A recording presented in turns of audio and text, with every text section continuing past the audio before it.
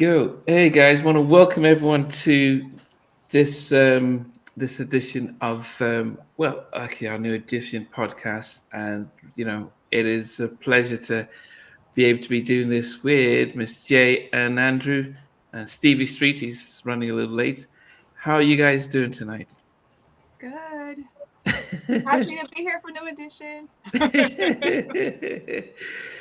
Almost, if you can't find Andrew, he is the seventh member of the group, so you can see him embedded into into the picture there.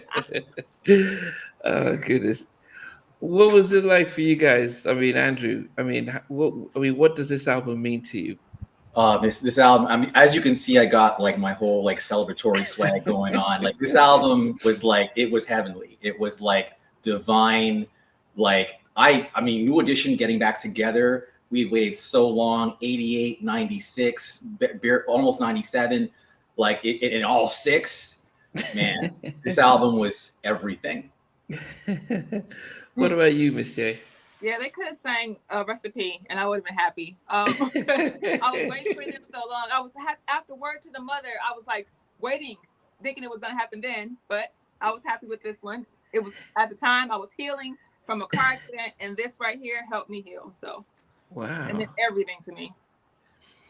you know what yeah, as much as it came out, and I would say that it came out the same day as Blackstreet's Another Level, and it started higher. I used to be so geeky back in the day, reading Billboard magazine um, all the time, reviewing all of this stuff, and they came out at the same time, and it was charted much higher, and it slowly fell away, while Blackstreet just kept going and going, and so yes, they were both on tour on the same Home Again tour. But after years of reflection, I'll say something controversial being on a New Jack podcast that actually I think it was a better album than Another Level, but it just was poorly marketed and managed by MCA. And it should have sold 20 to 10, 20 times more than it did. But it just got, I mean, I'm going through the songs, I'm thinking, look at this song, this video. And I would say, because at the end of what we're going to review each of the songs, and at the end we're going to pick, if we were A&R in the album, what would have been our first single, second single, third, fourth, and our final single. I would say some of the songs, the videos were so poor that it really impacted, and so there's a lot about that I'll discuss. Andrew, you seem to be nodding with me as well. One More Day is a tragedy. Like I feel like that's a tragedy. I think Something About You was a tragedy. As far as the video, songs did not deserve those. Like what? So yeah, we're gonna have fun because I don't think what you said was controversial at all. It was completely undermanaged for sure. Yeah. I want to hear what you have to say about Something About You because I love that song. Oh, the song. The song is dope. I'm just talking about the video. The video didn't do it justice. That's what Namdi was saying. No, I love that song. We'll talk. Well, no, I love that song. Yeah, we'll talk. Did it come? Did it have a video? Something only about in the UK, and it was just like I think it was just like a bunch of like. I mean, I saw on YouTube, it's just a bunch of like clips from all their other videos. Like it just had like a little bit of Hit Me Off, a little bit of One More Day. It wasn't even synced to the music. It was just like a celebration clip thing. And I saw it hit MTV Base, which I believe is a European thing, but it never came out in the US. There was a remix, as you guys know, though, which is on the back of One More Day. But no, that song was perfection. It was. Okay. Stevie, how you doing, sir? Good evening, chap. You seem different today. Are you on your phone or something? Yeah, I got my phone because amazingly there was a Windows update that just crashed my PC.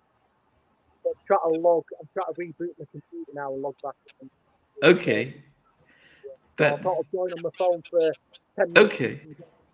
Technical issues sorted, but better late than never. And good evening to all out there. Happy February, happy new month to you all. For those that are listening, watching live around the world. Yeah, it's great to be back. It definitely is. The son of soul and blues, Rock Lightning, he said he waited forever for the album, and he was at the Madison Square Garden Home Again tour with Blackstreet. Um, I know, Andrew, you went to the Home Again tour. Miss J, were you old enough to go on that tour? I didn't go. I have a caveat though, man. I have a caveat. First of all, Son of Soul and Blues, I am jealous of you because there was 2 legs to the Home Again tour. We'll get to this. The first leg, of course, had all 6. The second leg, and I missed it. I don't remember what happened. I think, I didn't have a car at the time, so I couldn't get my way to LA to see it. But the second leg, I did have a car and I drove down. But the second leg only had 4 members. What? Yes, Mike and Bobby had left. However, what I saw, believe it or not, was special. Why?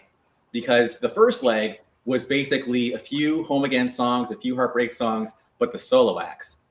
The second leg, and it's a shame, I hope somebody has it recorded, was a true Home Again show. So they did songs like Shop Around. They did songs like Tighten It Up. They did songs like One More Day. They did songs like How Do You Like Your Love Served? It was, and you'll never see that ever again. And for me, what it was, I'm getting chills just talking about it. The One More Day choreography was, it was so crisp. It's just Ricky in front and the other 3 just like, and you know, all 3 of them can move. Ronnie, Ralph, and John. Anyways, but you know, it was it was perfection. They had like the yellow tops, like white pants. It was that. So I realized I saw something that was like extremely rare, and I'll never have it again. Stevie, did they come to the UK on that to promote the Home Again tour? I don't think they did. I don't remember them coming. I don't think they've been to the UK since about 1985 when they did Candy Girl. I can't even recall the last time they're in the UK. Wow. I would say this, that everyone even when I was in Milwaukee, 96, I was in college, which is university. And when I got the tickets with my then girlfriend, and I was massive Teddy, of course. So here, my first time seeing Teddy, and it was Keith was supposed to be on the tour, but he didn't. He was off sick.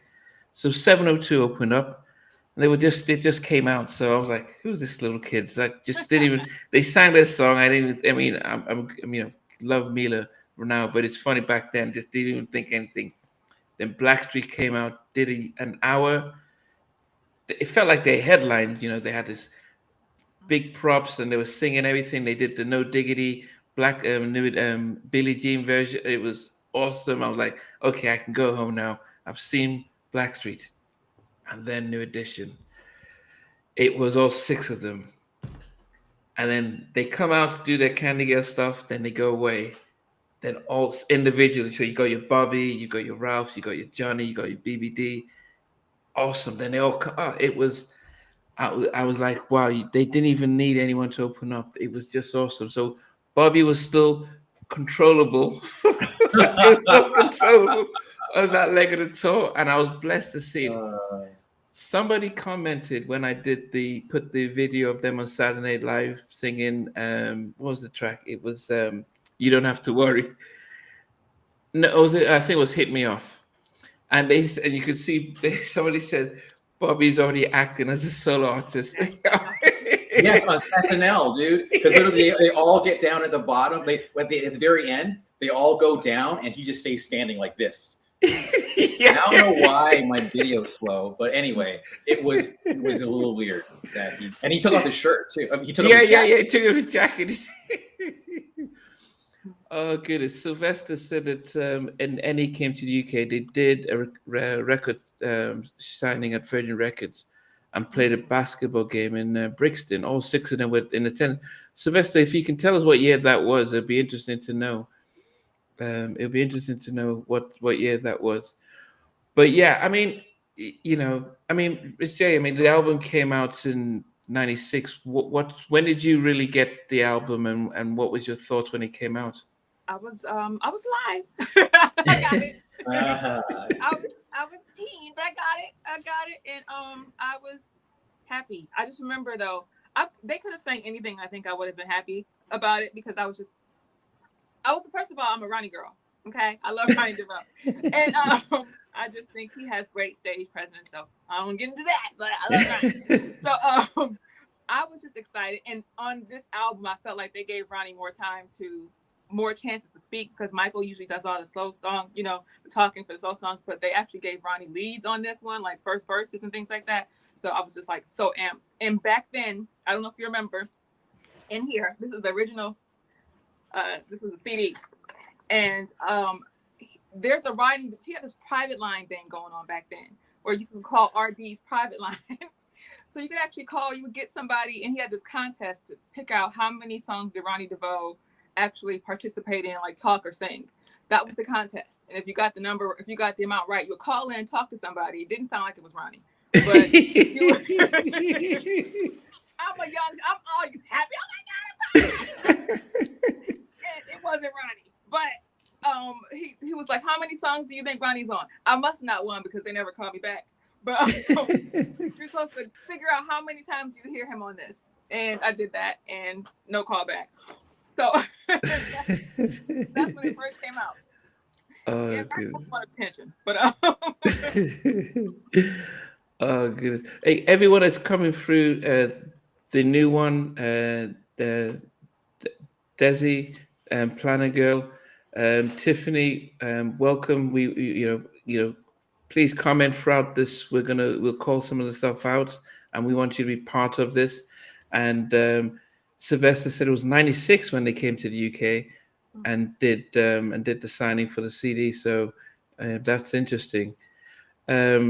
Yes, I think for me, I always did believe that they should have capitalized on Word to the Mother, did it as a quick album, then go back and all do their second solo albums.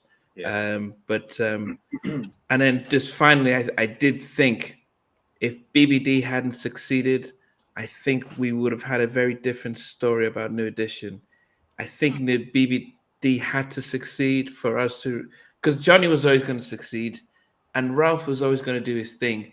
But if BBD, and Bobby was already a superstar, but if BBD hadn't succeeded, I think you think about in sync, I think you needed all the elements to succeed for us to see them as this mega group as they were. So it was Poison was a massive thing, and I think it laid the foundation for New Edition being in my lifetime. I wasn't around with the Jacksons and Jackson 5, but to me this was the pinnacle of R&B groups. Okay. I thought Andrew was going to say something before we moved on. The only thing I'll say really quick is I actually live in Vegas, and one of the reasons I moved to Vegas was I had a feeling the residency. So when it was announced, I was like, see, because everyone was like, why are you moving to Vegas? Like, why are you moving to Vegas? I'm like, I had so many reasons, and that was one of them. So the fact that it actually happened was like, man. Anyway, so you're gonna have a great time. The new one, I saw him last year, but I've seen him so many times. But it's still a really tight show. Okay, so guys, what we're gonna do, as Stevie is rebooting his computer, we're gonna go through all 11 songs, and we're going to get a chance to review each of the songs, and then at the end, we're going to, if we were to. For those who are just joining us, one of the things we've said is that actually the album only did 2 million copies, and it should have done at least 20 million. And I think it was MCA didn't promote the album well. The videos were really bad, and so if we were the A&R of the album, what would be the 5 singles we would have released first, second, third, fourth, and fifth, and to have done a better job. So what you do have is you've got myself and Stevie, who are great music fans, but we're nowhere as dedicated to the cause as Miss J and Andrew. So there's sandwiched between us. So Miss J was going to start us off with each song, and myself, and then Stevie, and then Andrew will bring the crescendo of each track. So Miss J, track number 1, Ooh Yay, It Feels So Good. Well, I was very happy to have them back, right? And this first song, that's what I'm talking about. Ronnie DeVoe. He did the first verse on that. And I was just excited. I feel like because of BBD doing so well, they gave Ronnie a chance to say more. And this one, I'm like, oh, as a fan of his, yes, let Ronnie speak. Yes. And, so this song right here, listening back to it now, I feel a little differently about it, but I was excited about the song. Now I feel like it's not the best song on it, but I still appreciate it because New Edition, they're going to perform anything great. They do. They'll take the material and they do what they have to do to it. So, oh yeah, it feels so good. I feel great to hear the song for the very first time. So, yeah, I think. Oh, and then Delum Dovi. Okay, I don't know. Blendo. Blendo. Thanks.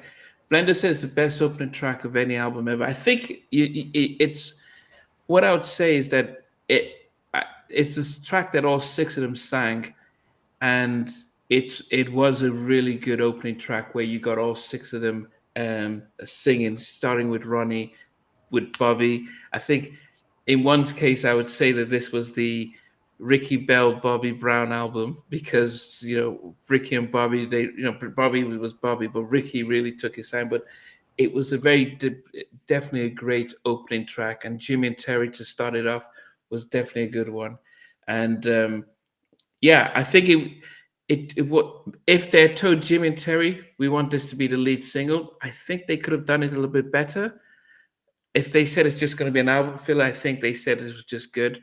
So I do wonder if they had, if because it's a nice long opening track, and so yeah, that was what I thought about it. Stephen, Stevie. Pretty much what the pair of you've both said. I thought it was a strong opening track, similar to the Any Heartbreak album, where you've got that opening live track to let everybody know that they're here, that they're back. It's got hard hitting funk in it. Dum dum dum dum dum bum dum dum. Jam and Lewis there bringing the funk. I love the way it ends with the crowd and the drop down, and like you say, they can all sing on it. I mean, I probably missed this part of the conversation, but why did he come back in 1996? I remember that's the first time I ever went to the States, and I got there and it was like, whoa, this is the New Edition album. Where's this come from? It's like, 8 years since the last album. Was this the first time we could actually get them all together? I don't know. Is this why it came out then? Yeah, I mean, Andrew, Miss J, any thoughts about why it took them that long? Oh yeah, I mean, well, to me, it was just because of the solo acts. I think they were all like really invested in their own thing, and I mean that's the short answer. I want to keep it going, but I really think it was just everyone thought they could do better by themselves, and that's the problem, unfortunately. Yeah, as I said, I think LaSalle and MCA missed a big trick. Do your first solo albums, come together, even if Bobby didn't want to join, that's fine. Go back out again and build from there. But there was no, I don't think there was any master plan. But yeah, The New Edition story, it did reflect on some of their lives at the time of it, just before this album, where Bobby was kind of all over the place with Whitney. A couple of guys looked like one of them was, all the money had gone. Was it like a money thing? Did you think, what we need to do is we need the money? It looked like Bobby didn't want to actually be part of it. I'm just going back, reflecting back to the New Edition story. It's like, bring them along, let's get the album done. A bit like Guy reforming for a tour, and they're only there because the money's on the table, so they took it. Yeah, but everyone might. But I think Johnny was he kept coming up with successful albums on Motown. Now I think Motown probably didn't. I don't know if they promoted it as well, but Yeah. he had solid albums. BBD's Hootie Mac was a disappointment commercially, and I don't think Ralph's second album really did the numbers as well. And the Bobby album, they spent a lot of money on the Bobby album, and it also didn't shift the numbers that it needed. And he did his tour, but I think it was one of those things where they told Bobby, this was like Michael Jackson coming back with the Jacksons. It will help you put some money on the table, and then you can build from there. And he probably thought it's a good idea. But I I wish think they what I had. was Go happy ahead. about is that it came out in 1996 instead of like 98, 99, where the R&B sound had changed a lot. And I don't think it would have been as good. I don't think production-wise, I think the album would have been a lot slower. Obviously, you got the Timbaland sound by the late 90s, that Shakespeare sound. I've just got, for me, I just remember after that, and I've said this on previous podcasts, after 96, there was a bit of a nosedive in the quality of R&B. I just noticed the change, dramatic change in 97. For me, 96 was the last great year, the 90s for R&B for me. But again, that's Fascinating. another podcast debate. That is another podcast debate. Here's what I'll say to that. I know I've heard that "On Bended Knee" by Boyz II Men was originally meant for New Edition. I've heard that somewhere, and it kind of reminds me because like that. Oh God, give me a reason. I'm down on bed, helplessly in love. I hear that kind of like in that little second part of it. So I think Jam and Lewis were trying to do something even back then, and It's Going Down. The name of Ralph Tresvant's album was about It's Going Down. Like we're reuniting. The problem was that album came out 2 years before '96. But if I may, I'd love to jump into my thoughts on. Oh yes. Yeah, it feels so good. So I love this song so much. I went out and I always am in a hunt for different mixes of the song, right, or re-edits. So here's an edit that I listen to all the time, just when I want to get hyped. Hope you guys can hear it. Can you hear that? Just come in, right? Here we go. Here comes Bobby.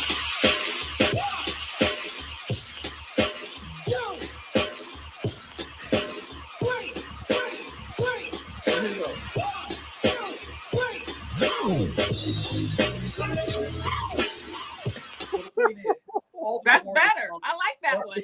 That's even better. And then you get everybody. It's just this. It was so okay. So you guys remember Janet's album? I forgot to look this up, but the Control video. It's like the third or fourth single in the campaign, right? It's like okay, we did What Have You Done For Me Lately? We've done Nasty, right? So now let's just like. I think Control may have come out after When I Think of You, but either way, it's like that song I think would have been like, okay, you know what? We've been gone for a while. We've had 2 or 3 hit singles. Now here's the concert video. And I would have absolutely taken footage from the Madison Square Garden show. I would have taken footage from other ones. That needed a concert video. It would have been like the second wind of the album to push even more sales and to announce to the world that we are not just any group. We are a super group. We are mother flipping New Edition. Do not get it twisted. In case you forgot, we're the best who ever did it. So, it's Avengers level music. I literally listen to that song and think of Thor and Iron Man and Cap. I think of all of them. It's like they're superheroes, So that song like has absolutely made an impact on my life, my identity, and my motivation. Oh man, yeah. It's like I'm still holding back, y'all. Like because that you guys, like it's ultimate. Just it's, whew, okay. You get the point. Well, I'm glad you're starting slowly, but you're right. It could have and should have been. I said if they're told Jam and Lewis, this is going to be the first single, and I had an image of of Captain America being frozen. So they're waking them up, and then they said, "Wait, we need one more." Then they dig out Bobby, then they'll come out on stage, and they could have done a short movie, a 10-minute video. And can I say something really quick? Like also like with Heartbreak and Don't Be Cruel, I felt like they were 2 kind of different sounds. I always wondered what would Bobby sound like back with New Edition. And then when he just comes out all like shouting and like, yo, come on, like hyping everybody up. But then how been so long, it's time to get in the groove. It's electric. It's literally like his voice is like lightning, like through the song. And like Ralph is perfect. Okay, I remember when Hit Me Off came out. We're gonna talk about it in a second. As the first single, we were like, you know, I remember my older, no, wait, hold on. My older brother runs in my room and says, come to the radio, come to the radio. And I run in and, oh yeah, It Feels So Good's playing on the radio, because they actually played about 5 songs on the radio at my radio station. And we were like, this is what we were waiting for, because you can hear all the harmonies. It's like, and all of them are on there. And that whole, for Ronnie, that whole echoey, we're coming back with the, you know, like at that little middle bridge part, like it was just, it's one of the most epic songs ever made, in my opinion, if you're an R&B fan. If it's New Edition at their peak. And someone said earlier, Bobby never sounded better vocally. I think I agree. I think that is Bobby's vocal prime. That's the Bobby I heard on the Bobby tour. That's how good he sounded. Yeah. Okay. Yeah. Really Okay. Yeah. Dame Davis, Stevie is he's having technical issues, but he'll because they're saying that your sound was really low, so they need to hear you. But yeah. But yes, really good. DJ Don Cruz says he's seen both legs of the tour. The second leg was a lot better. Wow. That makes me feel so much better. DJ Don Cruz, we're talking, 19 years of regret. You've just evaporated. Wait, am I doing that right? The math right? Anyways, a long time. My math sucks. But 1996, now 30. Damn. Yeah, 29 years of regret. You've just evaporated. So I did see that leg. Thank you. Okay, Miss J, hit me off. I'm gonna disagree with you guys, because "Hit Me Off" was the best first single for the album. I loved it. It starts off with that 2 samples. It's called I Got to Open from the rap trio Black Moon and Bob James' Westchester Lady. So that's the beat, and that I Got to Open. That right there. The best. I thought that was the best song to introduce the album. I still get pumped to this day when I just hear "Got You Open, Got You." I'm screaming, I'm running, I'm doing the choreography a little bit that I got to see in the video. I mean, I love it. Love it, love it, love it, love it. Bobby did his thing on the song. Okay, all of them. Bobby was good on this album. I appreciate every pop, squat. Love it. Love the video. Perfect song to me. It's very, you know, I would say that I think it was important to have their first single with all 6 of them featuring, which this song did. I think the video was a letdown. I think the whole spy stuff. It felt like a T-boot movie. You know, that type of. It felt like, you know, at Tubi, yeah, like a low budget type of low budget type of action movie. Okay, yeah, the bad guys are coming. They needed to play for their strength. Yeah. This was our first time seeing the 6 of them after God knows when. They could have just come out with, you know, them on stage, everyone running after them, and just really showcasing their dance move. And I think I felt disappointed with the video. I was excited seeing them, but I didn't think it showcased the dancing and everything. And actually, I think the reason why it you know, think of No Diggity, which came out the same time. So I'm actually tracking them, and No Diggity did much better because it was, you know, it wasn't, you know, it was just a different type of sound, different type of thing. Hit Me Off really just didn't capture the imagination. So it didn't really do well on the charts, which didn't really support the album. So I thought it was a decent song, but I didn't think it was as strong as it should be to launch such a powerful album. What's that? No, it grew on you. So it says it grew on you. It felt like an 8-year off. Yeah, it was lukewarm for me. Yeah. So for me, it just felt like, okay, you know, okay, nice, not bad. But it you know, you had New Edition 10, 20 years after they've come back.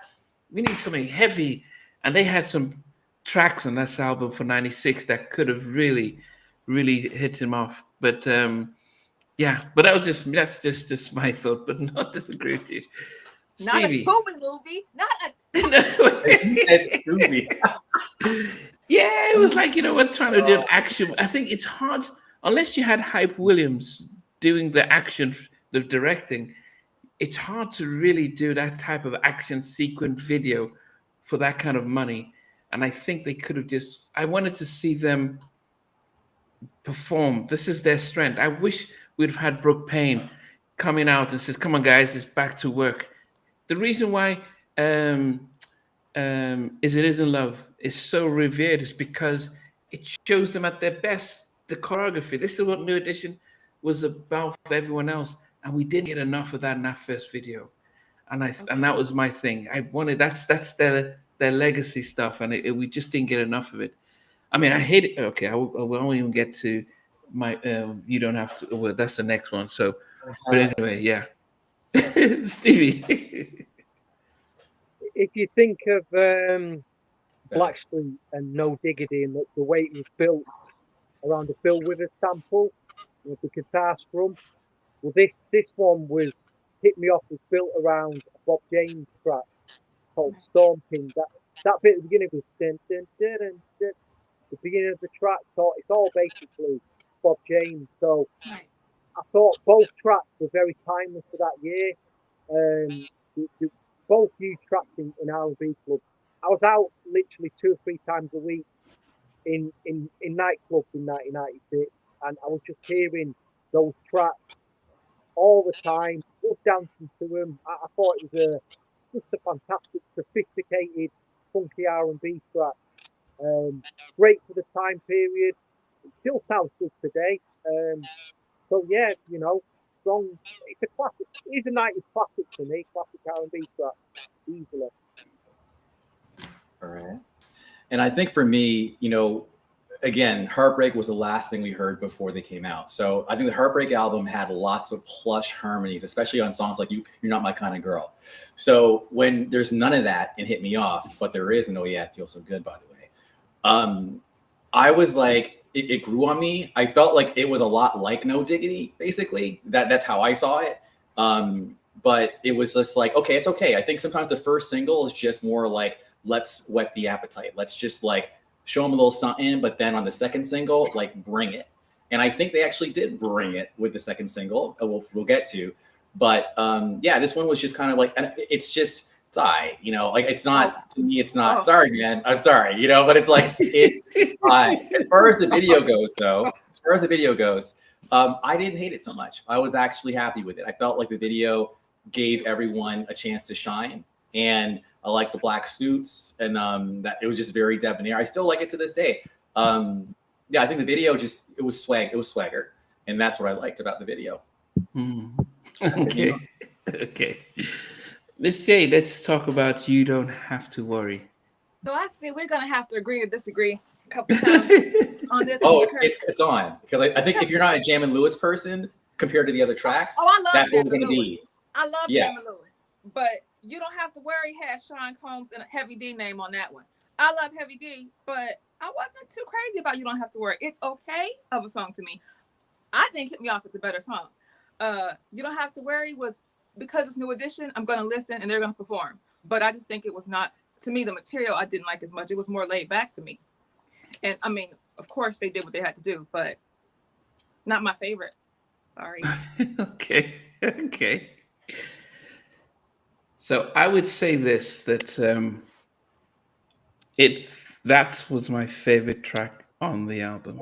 Wow. The one regret I had is that I remember when I was in college, we had this, we had somebody set up this kind of karaoke stuff where you could record a music video.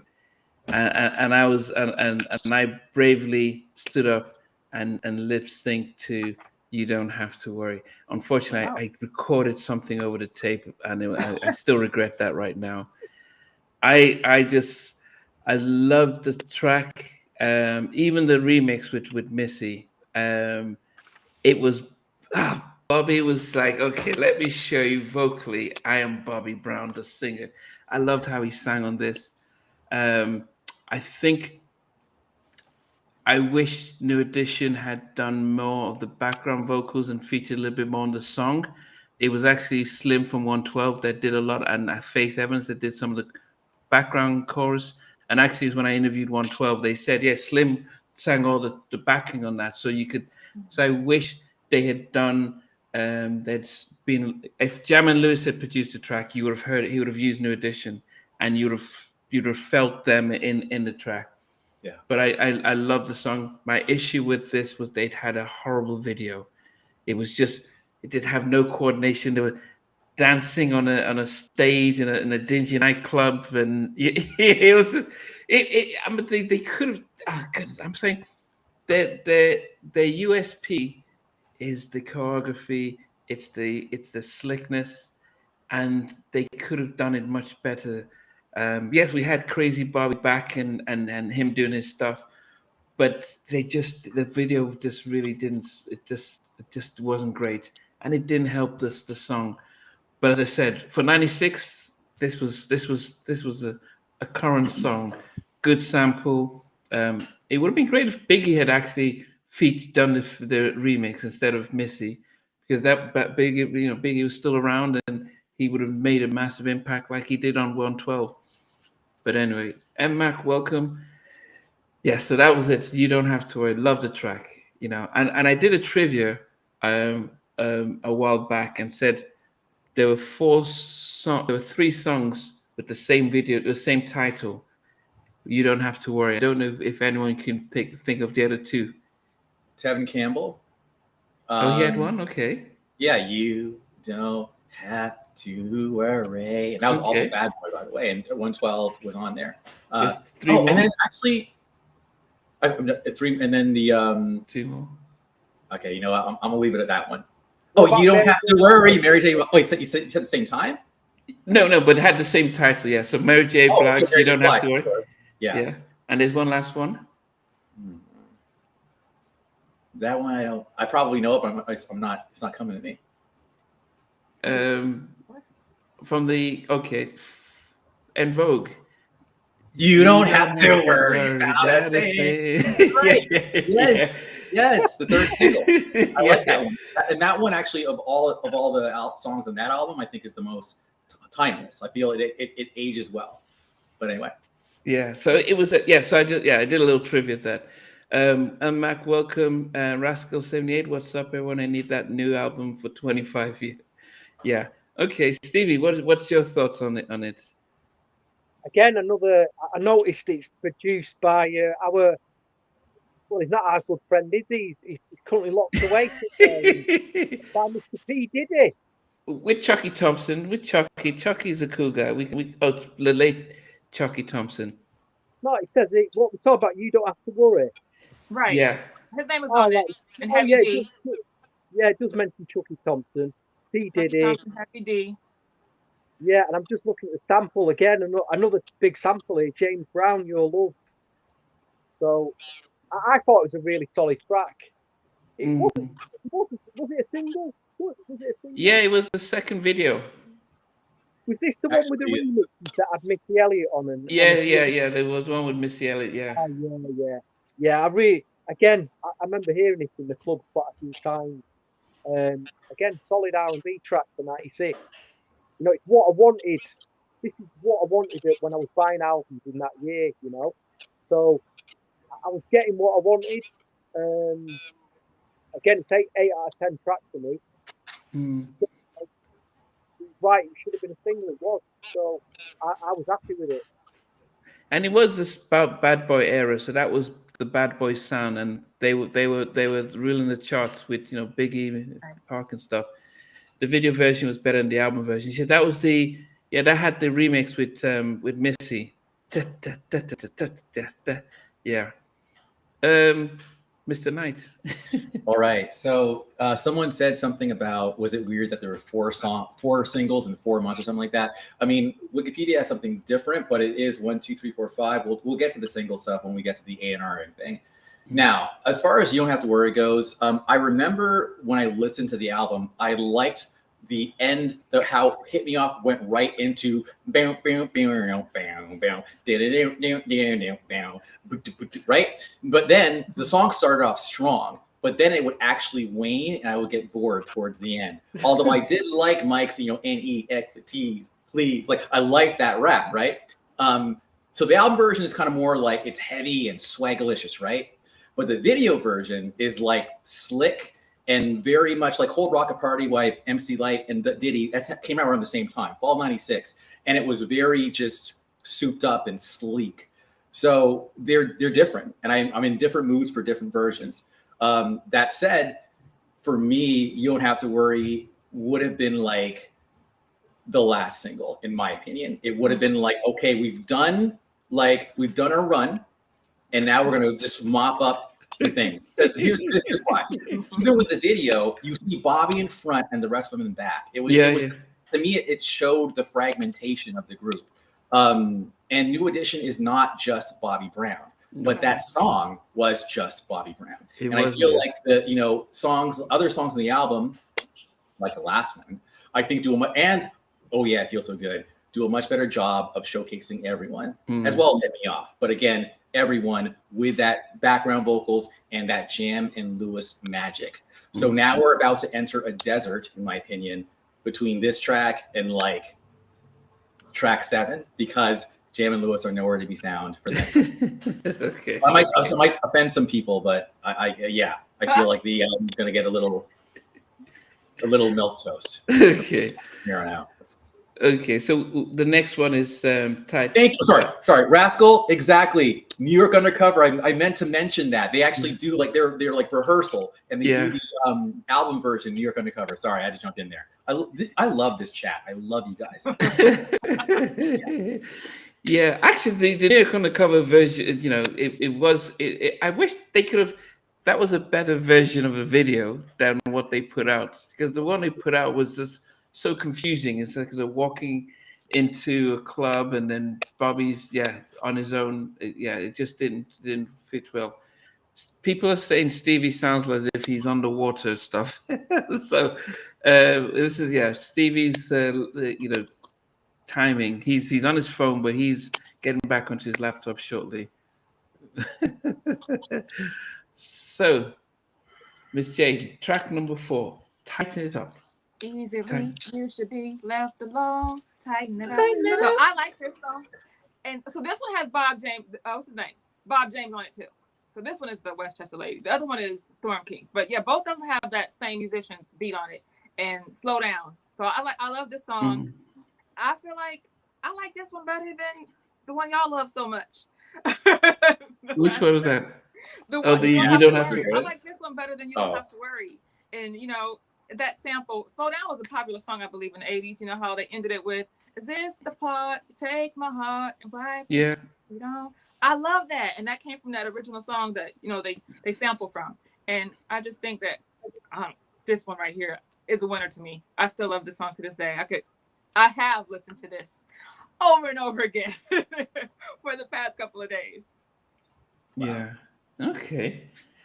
I would say that this song was in my it was in my top 3 songs. Damn. I was like, I wouldn't have minded if this came out as a first single. Now I've said when we do the A&R at the end, I just thought it was like, it was current, it had the JD bounce, and I think he probably sounded the best on that track.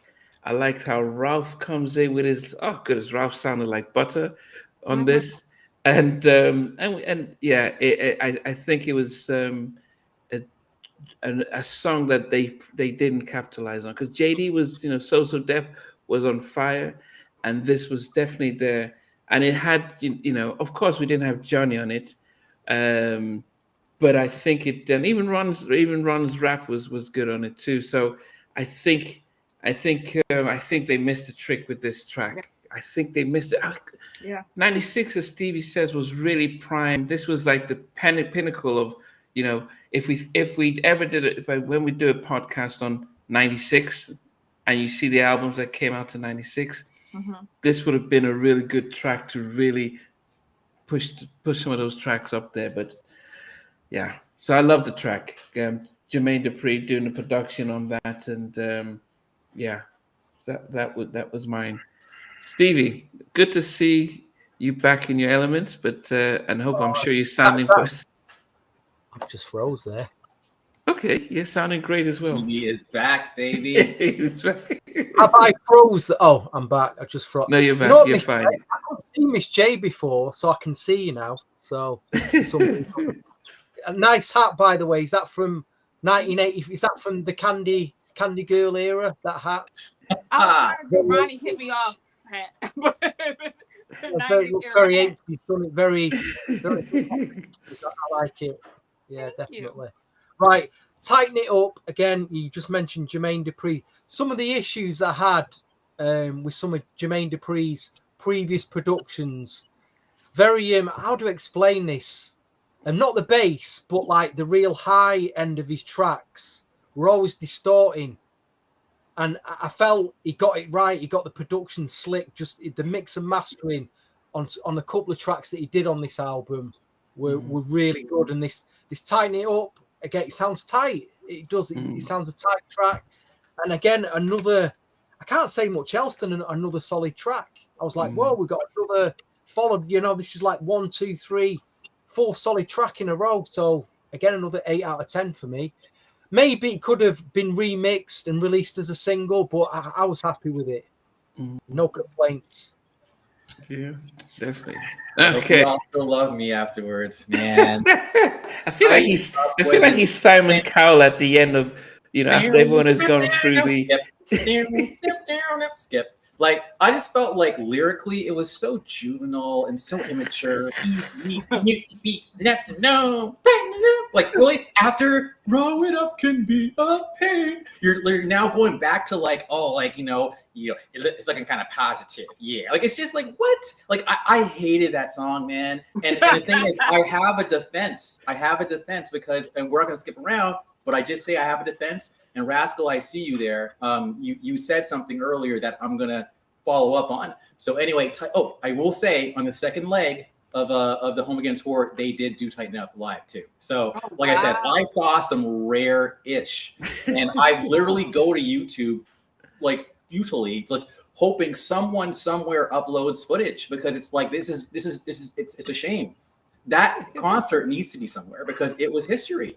Yeah, Tighten Up was absolutely there. And I remember Ronnie being pretty like prominent. That's right, he was, because Mike wasn't even there. So Ronnie had to do everything, like all the raps. Wow. Oh my God, I wish I could. Yeah. And him being the best dancer in the group, like, come on, man. So anyway. So you weren't a big fan of Tighten Up? Every time. Wow. Okay, Miss J. Shop around. One of my favorites. Around. I love it. I love it. I love it. I love it. I thought at first when I was reading it, before I ever heard it, I was like, did they redo Smokey Robinson? No, this is not just Smokey Robinson Shop Around. Oh, no. They sound so good. It's Johnny Gill. Ralph doing that. I love you know how doing are gone. They are known for their Ralph does it so beautifully, and it's just so many elements and layers of the song in this song with their voices. Oh my God. Ralph sounds so beautiful. Johnny Gill tore the song up. My favorite. This is one of my favorite songs on this entire album. Wow. Oh, it should have been a single. This one should have been a single. Got me stack head. Oh God.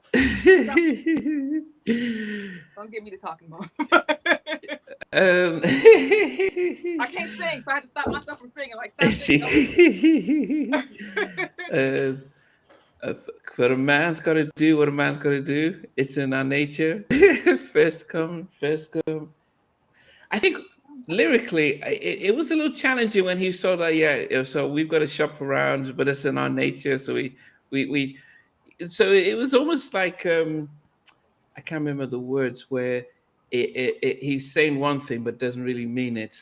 Talking about it's in our nature. We just cheat around, but I don't want to cheat, and I want to just settle down with the right woman. So it was something. It was the beginning of Johnny's part. I almost felt like he sang it, not believing what he was saying. So lyrically, I can agree with Andrew more on this than Tighten It Up. But I did like, as I said, Ralph's always amazing when he comes on a track. And Bobby shouting out a little bit on this one. He's not as calm and collected on this one. But yeah, I did like it, and I actually thought Jermaine did a good job vocally with them than Puffy did, because I think Jermaine used all six of them a lot better than Puffy just said, "Yeah, I'm just going to use my lead vocalist and my bad boy backup singer." So I did like it, not as much as Tighten It Up though. Stevie. There's three standout tracks for me on this album. This was one of them. It's one of my very, very favourites. I still play it to this day. I think as a man, as you're growing up, you have got to, when it comes to the ladies, you got to play the field a bit. You have got to shop out. You got to take your time. It's like a box of chocolates, isn't it? You know, you've got your box of chocolates, you select your favourites. You've got the ones on the side that are just there every now and again that you dip into. Very favourites. You've got the ones that, you know, your solid 10 out of 10s that, you know, you might want to take out to a restaurant or the club or show off to your friends, like, you know, the trophy girlfriend. You know, in this new era, we've got the AI girlfriend. You know, a lot of men will be happy about that, because when they're dating these women now, they're not getting callbacks, they're not getting second dates, they're being ghosted on text. AI girlfriend won't do that. Always there for the AI girlfriend, guys. It's coming. Telling you. So yeah, Shop Around, great song, great. It fits in that bag. I've got three different styles of slow jams, which I explained on the last podcast we did. You've got Your Hands in the Air, Let's All Cry, with Aaron Hall, I Miss You, slow jam. We've got The Quiet Storm, Let's Get It On in the Bedroom, slow jam. And then you've got your soulful slow jam, which gets you at the heart here. But Shop Around is, you know, let's get it. It's like let's get it on kind of slow jam. So one of my very favourites. Fantastic. 10 out of 10. All right. I'm going to take a very serious risk, and I may never come from this. I've got expectations, but what my settle down should be. She's got to be stacked head to toe. She's got to be down for me. Like, you know, first come, first serve is the one some do it, but not me. I shop around. Shop around is the one. So even though Tighten It Up and Shop Around, JD songs, that's the one that I felt like the sound of 96, and that could totally hang. Everyone does their thing. I actually like Bobby's verse on there. He comes up from the back behind Ralph, and then just like with the power. And then I was reading about the campaign, and apparently Shop Around was played on some radio stations. So like they kind of went and said, you know what, this is the one. Like, bump what you guys are telling us what to play. Right. We'll play this one. So it just had that ho ho, like it was just really smooth. And did like that song, ho ho. You like that? Okay. No, but like totally did that song in concert too. It was like great. So yeah, no, Shop Around. Shop Around. It's like this. It's a, you know, what's she gonna do? Ronnie's part. Yeah, that's Ronnie, right? Like the whole thing was like modern New Edition, and it wasn't like they were fronting or trying to be something else or trying to be like older 112. It was just an element. So Shop Around is like the one non-Jam and Lewis track that I actually FUX with. You know what I'm saying? So that's the one. All right, y'all. So I hope I redeem myself after the blasphemy of Tighten It Up. Yeah. Wait until we do the One Love album. I'm sure it'll be slates and slates on that one. Portia Negro, Ireland. Yo. Also, I'm so glad you're here. It went #1 in Ireland. So the album went #1 in the US and also in Ireland, of all places. So that must have been you, man. You must have bought like 100 copies back then, you know, or something like that. Anyways, I sorry for talking over. I just had to like give. Was it Rick? Okay, my bad. But still, Ralph came in towards the end. I mean, I'm talking too much. I'm excited. Mandy, you have the microphone. No. Miss J, over to you. We've got the next track on that is Hear Me Out. Hold on, what did you think of Shop Around, Namdi? No, I did, yeah. So I'm after Miss J and before you. So Hear Me Out is the next one, right? Yep. Hear Me Out, yeah. Hear Me Out. Oh my God. This song right here, Bobby and Johnny, when they go back and forth echoing each other, Oh, and Johnny go. Oh God, I had to keep rewinding this one. Johnny was going off after that second time they said, "I know I acted kind of crazy," and then Bobby follows echoes Johnny with that, and then Johnny just takes that song and oh, he's talking about begging and crying and oh my Begging. Lord. The ad libs on this, Johnny's voice was perfection. Ralph was in there for a second. It was beautiful. Ralph jumped in there.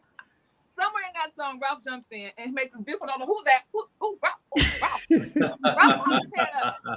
Ralph popped in. Johnny took it back and took it home. Okay, this song right here was sung, but it was perfection. Like with the leads. Oh, hear me out. We single too. It should be a single, yeah. So we have to shout out to the producer and songwriter Dinky Bingham. He was the one of the band members of Guy, and he was part of the Jamaican Boys with Marcus Miller, who did all the Luther stuff. I'll go as far as saying this was their best slow song since Can't Stand the Rain.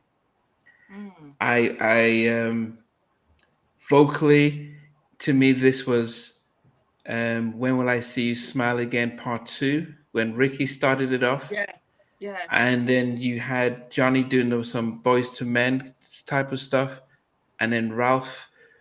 Because the way Johnny comes in and he just sings, and towards the end, and he's vocal gymnastics. Yes. And throughout the whole track. And then you have Ralph when you have the contrast between Ralph and Johnny, you're like, wow, you're just all over the place. And as I said, Ricky keeping it just real smooth. And as you mentioned with Bobby at the back, it floored me when this was not released. One of the things I noticed from the late 80s through the 90s, that songs that are about I'm sorry, please forgive me, I miss you, it tugs on people. So the reason why we love I Miss You, and it became a song, because it was like you could relate to that. When I See You Smile Again, is one of those songs where, yeah, it tugs on people. On the album, this was one of those songs that could have just gone down and be one of those songs that people would always go back and reflect on if they had the right type of video. I would have loved to have them singing on stage like When Will I See You Smile Again, and then you have little short clips around it. But to me, it was a big trick. I mean, it's beautiful. Love the song. It was just so, yeah. Best, as I said, after Can You Stand the Rain, I think this song could have just been one of the songs where we would have been begging them to sing. Stevie. No. When I got this album out and I was looking at the track list and I got to Hear Me Out, I thought, don't recall this. Why don't I recall this track? Why don't I remember it like I remember all the others? No, there's 2 skippers on this album. So I played it again and I'm listening and thinking, this is dull. This is so dull as a track. Yeah, don't get me wrong, the vocals on point and everything, but as a melody, Hear Me Out, I'm like, oh dear. I feel like I'm going to a funeral or something. What's going on? So, for me, take this track up. What I'd have done with this album, I wouldn't have included this track on the album. I'd have made it a B-side on a single, a nice like collectible. When you buy a single, it's got a track that's a non-album track, and you go, oh, I'm gonna have to buy this single because it's got this exclusive non-album track on it. You remember was always buying those in the mid-90s.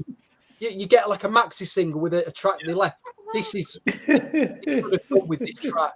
You should have left it off the album and made it an exclusive B-side.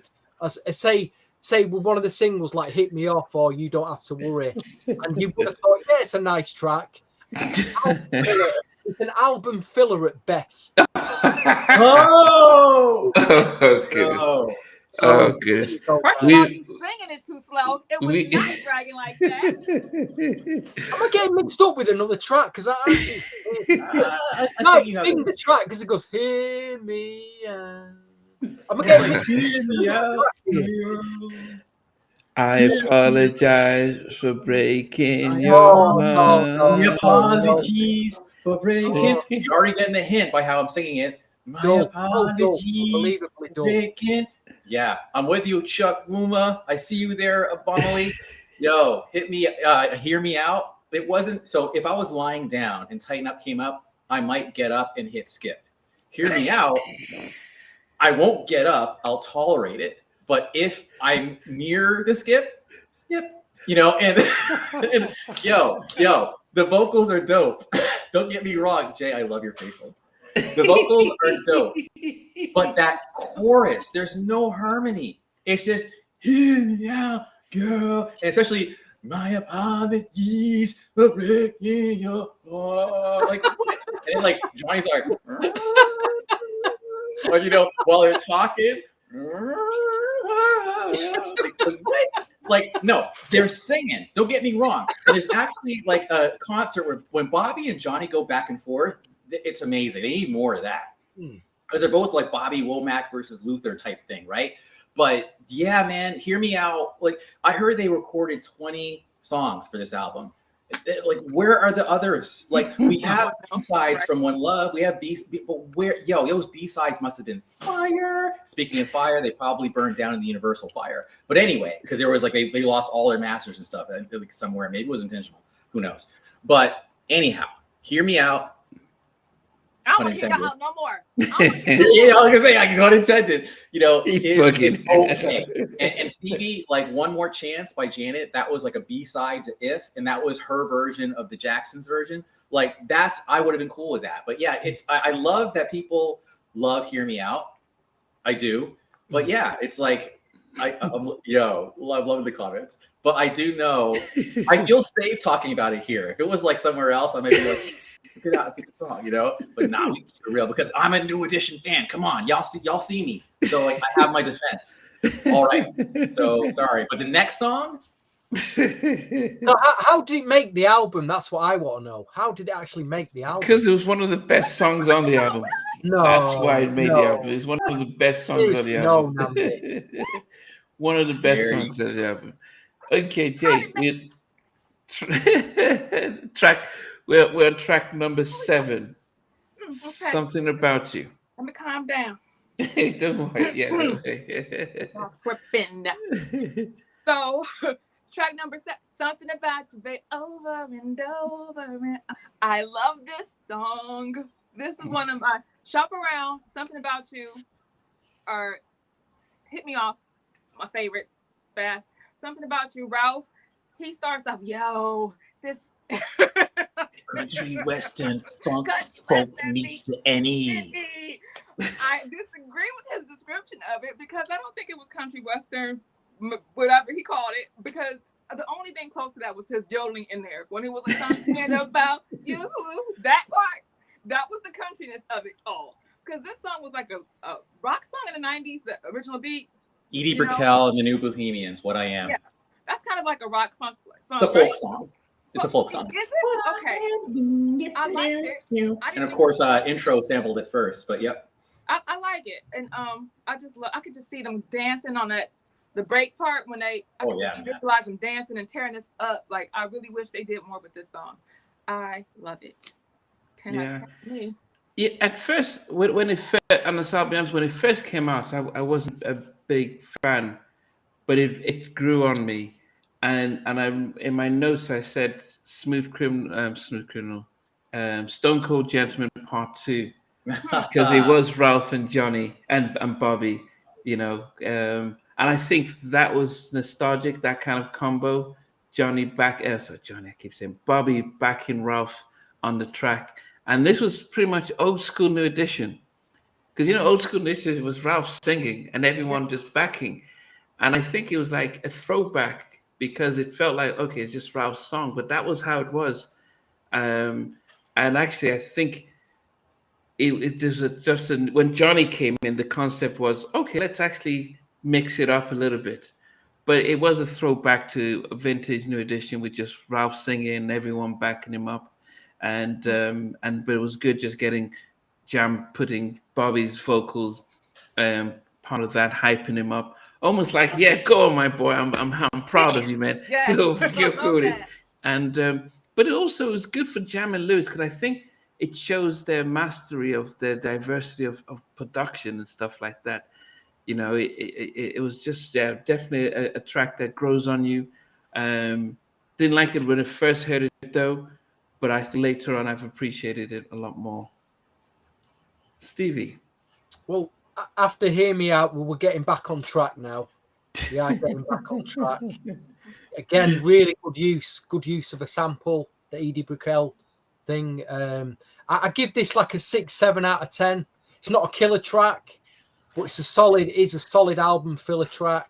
I did like this. I think it has stood the test of time, and I'll still continue to play it on the album. So, yeah, do for me. Okay. Before you And speak, for me, it's a must play.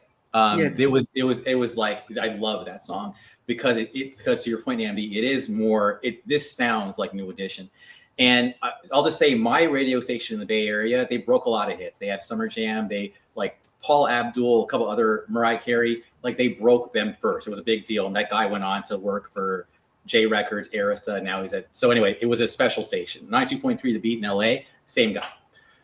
When they did a New Edition weekend, they rotated, Oh Yeah, It Feels So Good, Something About You, One More Day, and I'm Still in Love with You. They were the 4 songs that they picked as like the ones to get excited about. So that said, I just want to say it's not just me. Something About You, absolutely. I remember driving, and some certain songs when you're driving and you actually put your foot down on the gas and you drive faster because it's just so like, How Do You Want It by Tupac does that to me too. But anyway.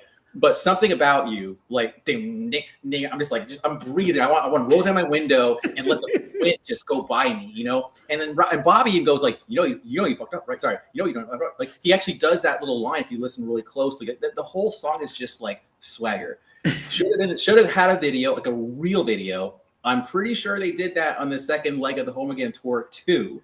Like, it was just, to me, it was like crucial. It was like the crucial of this album because Crucial was very much a Ralph celebration, and I think Something About You was also a Ralph celebration. So Something About You is a must play. You already know, it's like, for me, if I'm playing this album, it's like, Oh Yeah, It Feels So Good, and I go right Something About You. Sorry. And y'all will continue with that. So thank you for listening. Y'all are awesome. Okay, before we get to the next one, yes, for you just asked, we are live. And we want to welcome everyone who's joining in. John, you're watching us from Barbados, so definitely welcome. And Rascal78 is occupying the comments. So we're encouraging everyone to just comment and give us your vibes about the album. As we said, we're going for each of the tracks on the Home Again album, and surprisingly different opinions about some of our songs, which is strange. But MMAX says it got that type of rated R type of vibe. No, he said he got pulled over for speeding, driving a rated R. So we're on the same wavelength. Music can do that to you. You have to be careful. Yeah. I love that.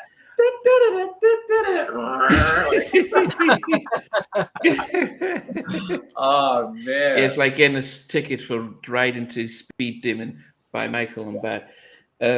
So we are live. So yeah, it's great as you guys put in the comments.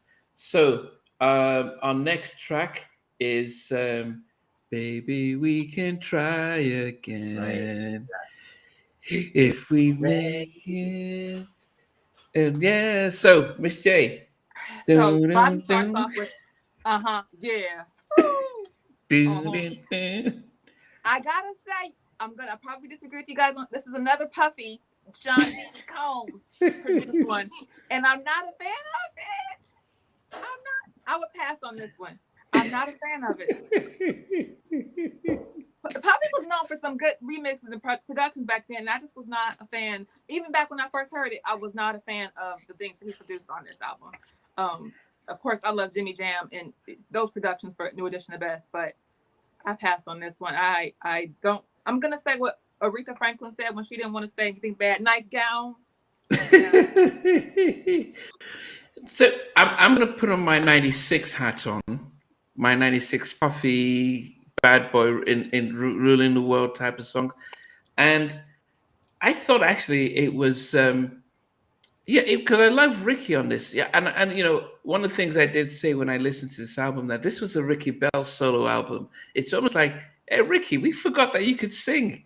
Come on, because it was like we as the start of the show, I said if the BBD project didn't succeed, this album doesn't come out. When we're not celebrating New Edition as we are, BBD had to succeed.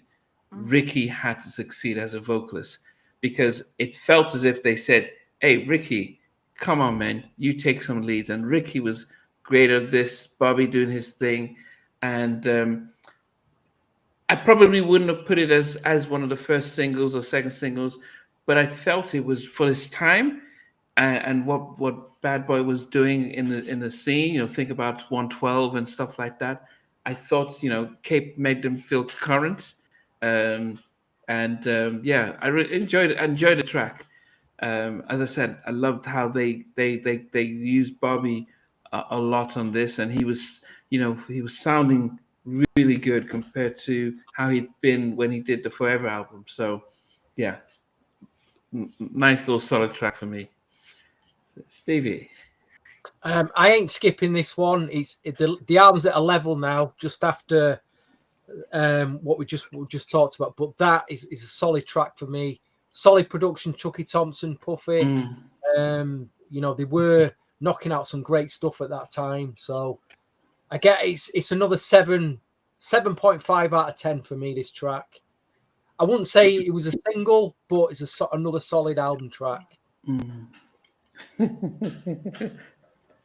Yeah. So live on this podcast, I've never thought this before ever.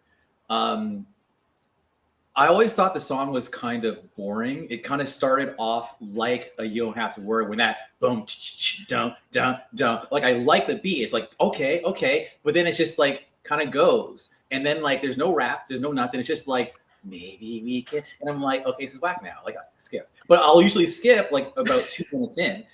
But I was just thinking back with my '96 hat, like if you had Mace, for example, open up with a rap on that beat, and then they come out, then that could have actually been a decent first single. Because again, the first single doesn't have to be why like Mace. Why did you pick Mace? Because Mace, I think, has, you know what? It's funny. I always thought Mace and Biv had similar sounding voices, but whatever, screw it. Mace is like, he's more like he was on 112, hum when you want to, come when you want to. So that Only You, it's the same vibe. Mace is more smooth, whereas Biggie was more gangsta. Although he had smooth too, don't get me wrong. But Mace, I think, would have been a good match for the New Edition sound. So Try Again was not a terrible song, but it wasn't like dope. So it was like it was mid, but it was like, yeah, it's a good album. It's a good album. That's what it was. And it benefits from being right after Something About You, because I don't feel getting up again and getting skipped. So it's like I'll let it play. But it's the same way I said You Don't Have to Worry. I think Biggie, that was a beat that Biggie could have started, could have rapped on, and then it goes into the track. I would have used Biggie instead of Missy, and I can imagine how Mace the flow on this. But as I said, okay. I like the beat, especially due to Slick Rick. Ricky Bell's the truth, and people do agree that actually Ricky they really gave him some respect on this album, which was good. As I said, When We Die See Smile Again, and what was the other one the Babyface did for them? Something in Your Eyes. Ricky's finest moment. There's a performance on the Leno show with Ricky doing that. Yo, if you haven't seen it, I will send it to you. Ricky was untouchable. He was at the peak of his powers. I think he killed it. Yeah. Made it look easy. As I said, this album really gave us Ricky Bell. So yeah, appreciate it on that. So we are. How do you like your love serves? So this is your native, Mr. Gerald Levert on production. Right. Hometown Gerald Levert. You could tell it's Gerald. You know a Gerald Levert song when you hear it. And, you know, just you'd have to read the credits to know Gerald made this song. Ricky was on this one a lot too. Ricky was giving us goodness on this one. I like this track, but I think that when I was young, Gerald was just like too grown for me. I don't know if it's ever just like too grown. Too grown. I was too young for that. But I think they did a good job on this song. I'm gonna say this is a decent song. I would have put it at 10 if I'm, you know, a number of 10 to 1. I put this on my like 9 or 10.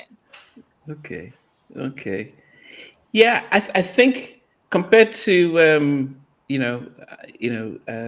for me it was it felt like Gerald Levert is like looking at Johnny Gill as his prodigy and says, "Yes, son, let me write a song for you. Let me write a manly song for you." Right. And and you had Johnny really going strong in this track, opposite Rick and I think Ralph was on it as well. It wasn't, it wasn't as good as Hear Me Out, and what you talk about, Willis? it wasn't as good as Hear Me Out, but it was a decent track. It's one that I don't nearly remember, but as I said, I hear it and I hear Johnny, and I think, okay, it's pretty cool, but it was a little slow for me. But yeah, how do you like it? But Gerald was good. I think we forget about not just Gerald, but Mark Gordon. When they were together, they created magic, and then Gerald doing his thing on his own. Yeah, Stevie, how do you love? One of my 3 outstanding tracks on the album, the real down low, deep R&B bedroom track. How Do You Like Your Love Served? Oh, amazing track. Absolutely amazing track. I didn't realize, actually, I hold my hands up, I didn't realize it was until I got the booklet out and I'm revising the producer and it said Gerald Levert. I'm like, whoa, Gerald Levert got to produce New Edition. He got in there. So like I say, the ballads he's done in the past have been amazing. So this a 10 out of 10 for me. One of the standout tracks on the album. Okay. Really touchy. You just float off into. I'm not even going to go there. You know what I mean? Yeah. What about you, Mr. Knight? Yeah, so it's funny that you mentioned LSG, Chakuma. Exactly. I felt like that was almost like prototypical LSG. I liked it. I actually, that's the one ballad that I like that isn't a Jam and Lewis ballad on the album.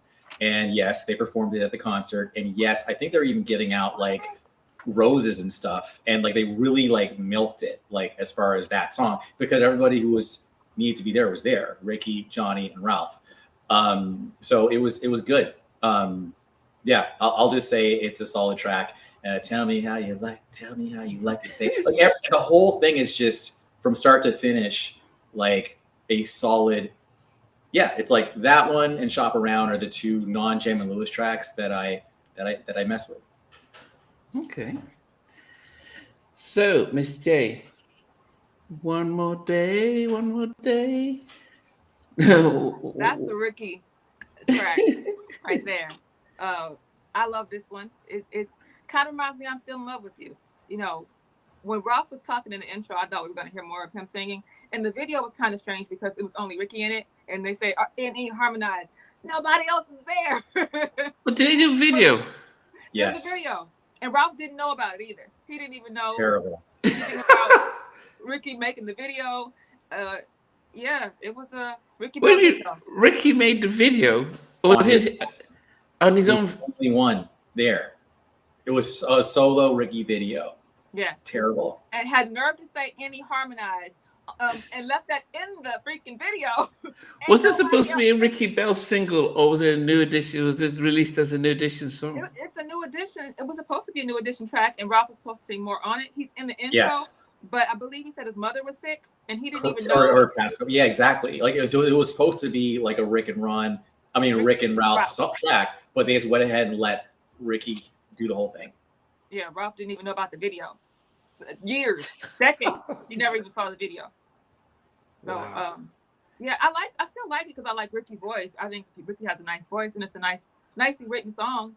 But you could just tell it's missing more Ralph.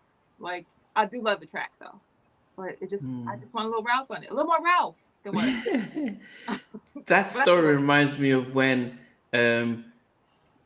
Why You Want to Keep Me for My Baby, and it was only Aaron that was in the video. Teddy and Damon didn't show up. Went in that start. It was, and that was the second single of the Guy 3 album, and it was just Aaron doing "Why You Want to Keep Me for My Baby." But so that was, you're just saying that Ricky was the only one in the video. I'm thinking, wow. It reminded me. What Boyz II Men song does it remind you of? Thank you. It just reminds me of Boyz II Men. I love that you said that. It just has a Boyz II Men vibe to it. Do you remember what track though? Nah, not really. Water Runs Dry. That type of it reminded me of the water runs dry kind of vibe. And I felt it was I didn't realize that the whole drama with that with the One More Day, but I felt it was a nice album track. I didn't realize, I wouldn't have thought of it as being a single, but it could have been like everyone's abandoned ship and Ricky's like, well, might as well kind of get my name. That's exactly what it looked like. Also, yeah, so somebody said Seasons, Water Runs Dry, Seasons Alone. It felt like a new edition, Boyz II Men type of track, but it was good, and in a good way.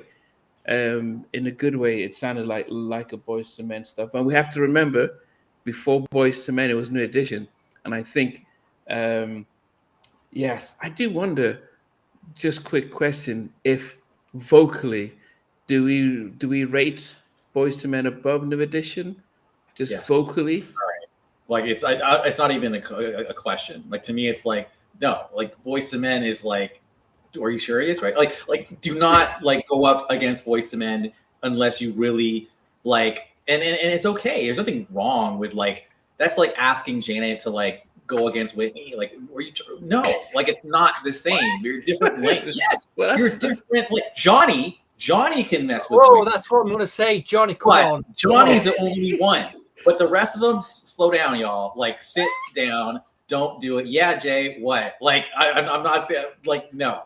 Like Johnny Ralph can mess with, like Ralph can mess with one of the Boyz II Men groups. Okay, I mean, look at the comments aside, but to me, it's not no. Like no, they're a pop, like more pop kind of voices compared to a Boyz II Men. That said, Nathan Morris, I've always remembered him like he would sound great on One More Day. Like a now I can't deny it. Like his voice would sound good on that part. I can't do Nathan. You know what I'm saying? Anyways. Up against Ricky, I would say. I can't say they're better than who. I just can't say that. I can't say that. All right. You got Johnny, Ralph, Ricky, and Bobby. Oh, come on. Yeah. The comments are like. It's funny though. If you put it to the public, I think people will find that sacrilege. And maybe we will be voting with our hearts and not our minds. And they will always say that New Edition vocally would be better when we consider the we'll consider four vocalists and Johnny on his own, and then Ralph's doing his stuff, and then Ricky, and then Bobby. But as I said, I'm sure, and I'll just throw it out there just because I think One More Day sounded like a big Boyz II Men track. But yeah, okay, Stevie, let me put it to you. One More Day.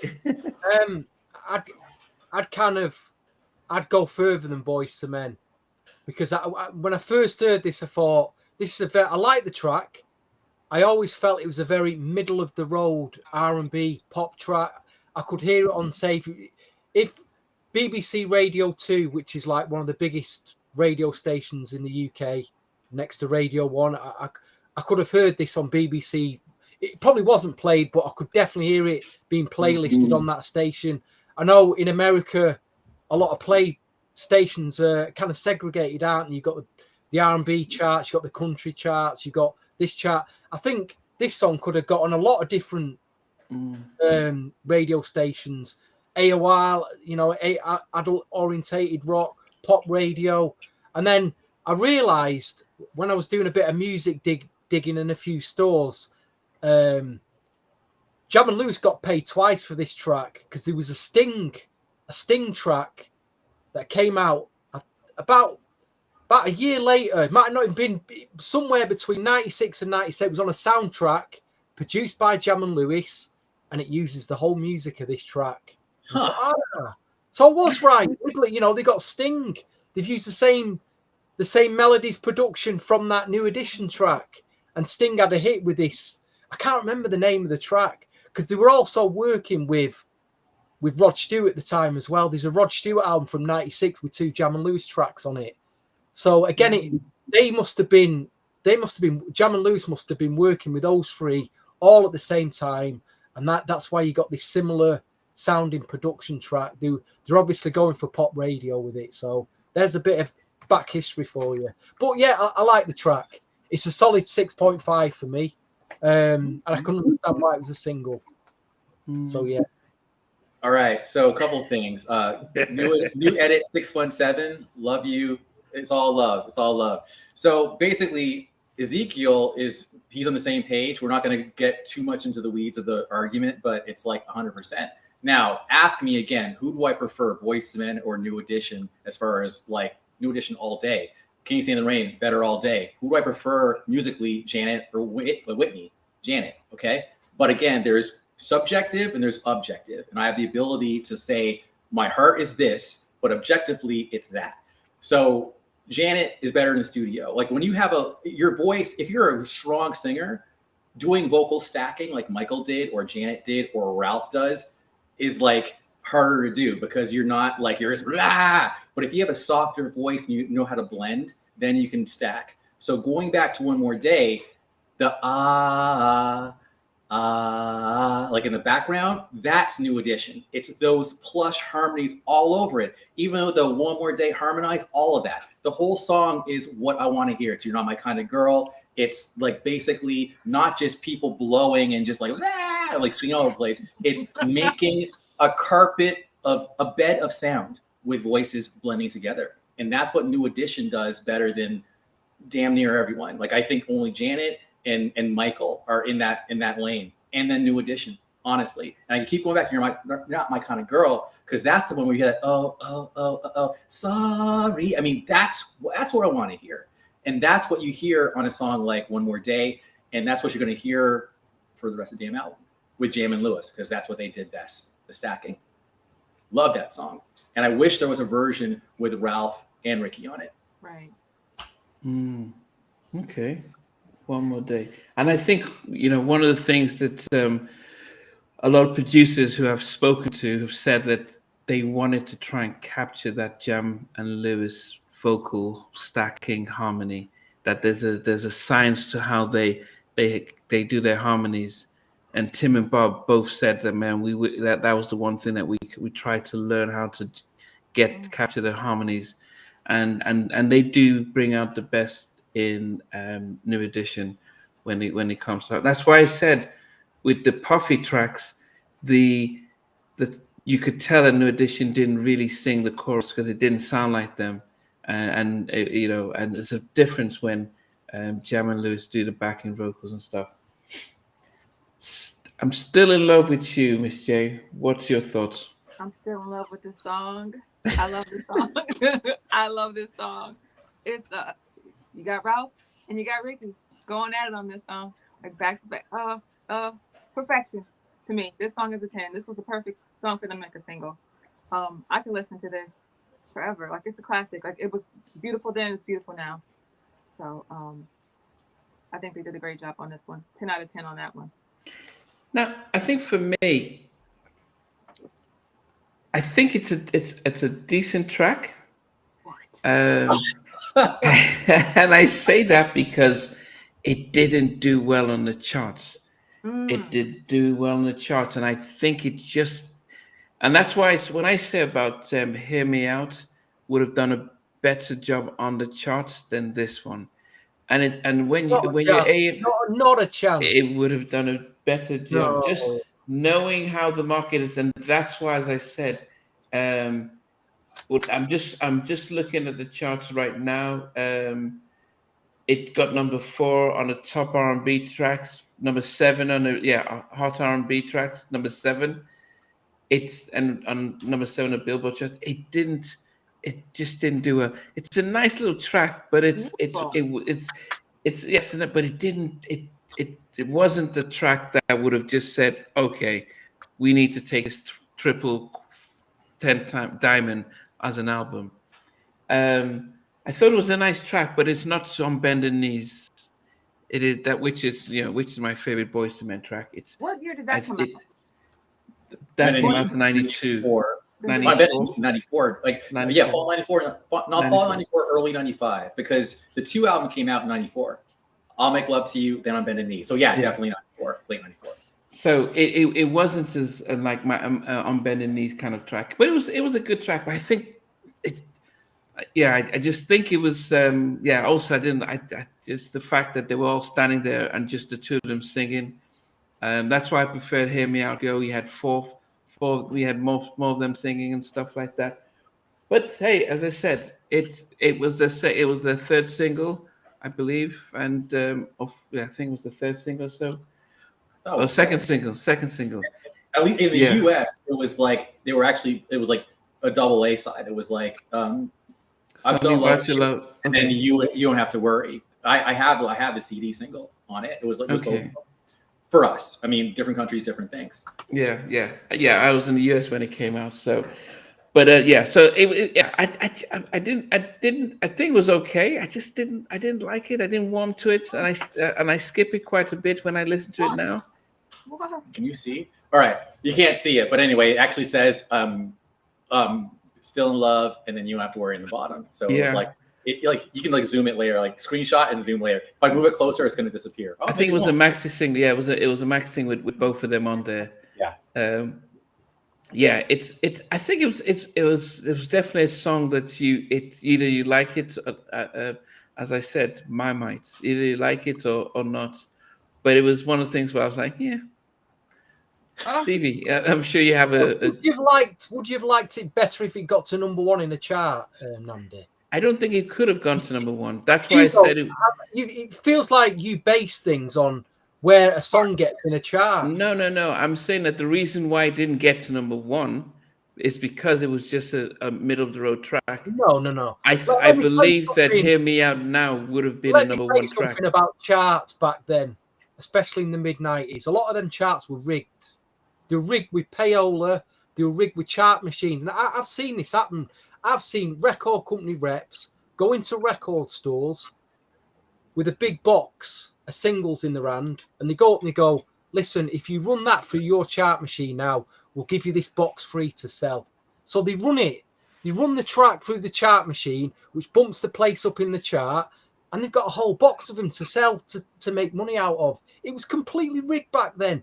Payola radio. When I was over in the States, No Diggity was being played all day, like 20 times a day on other stations.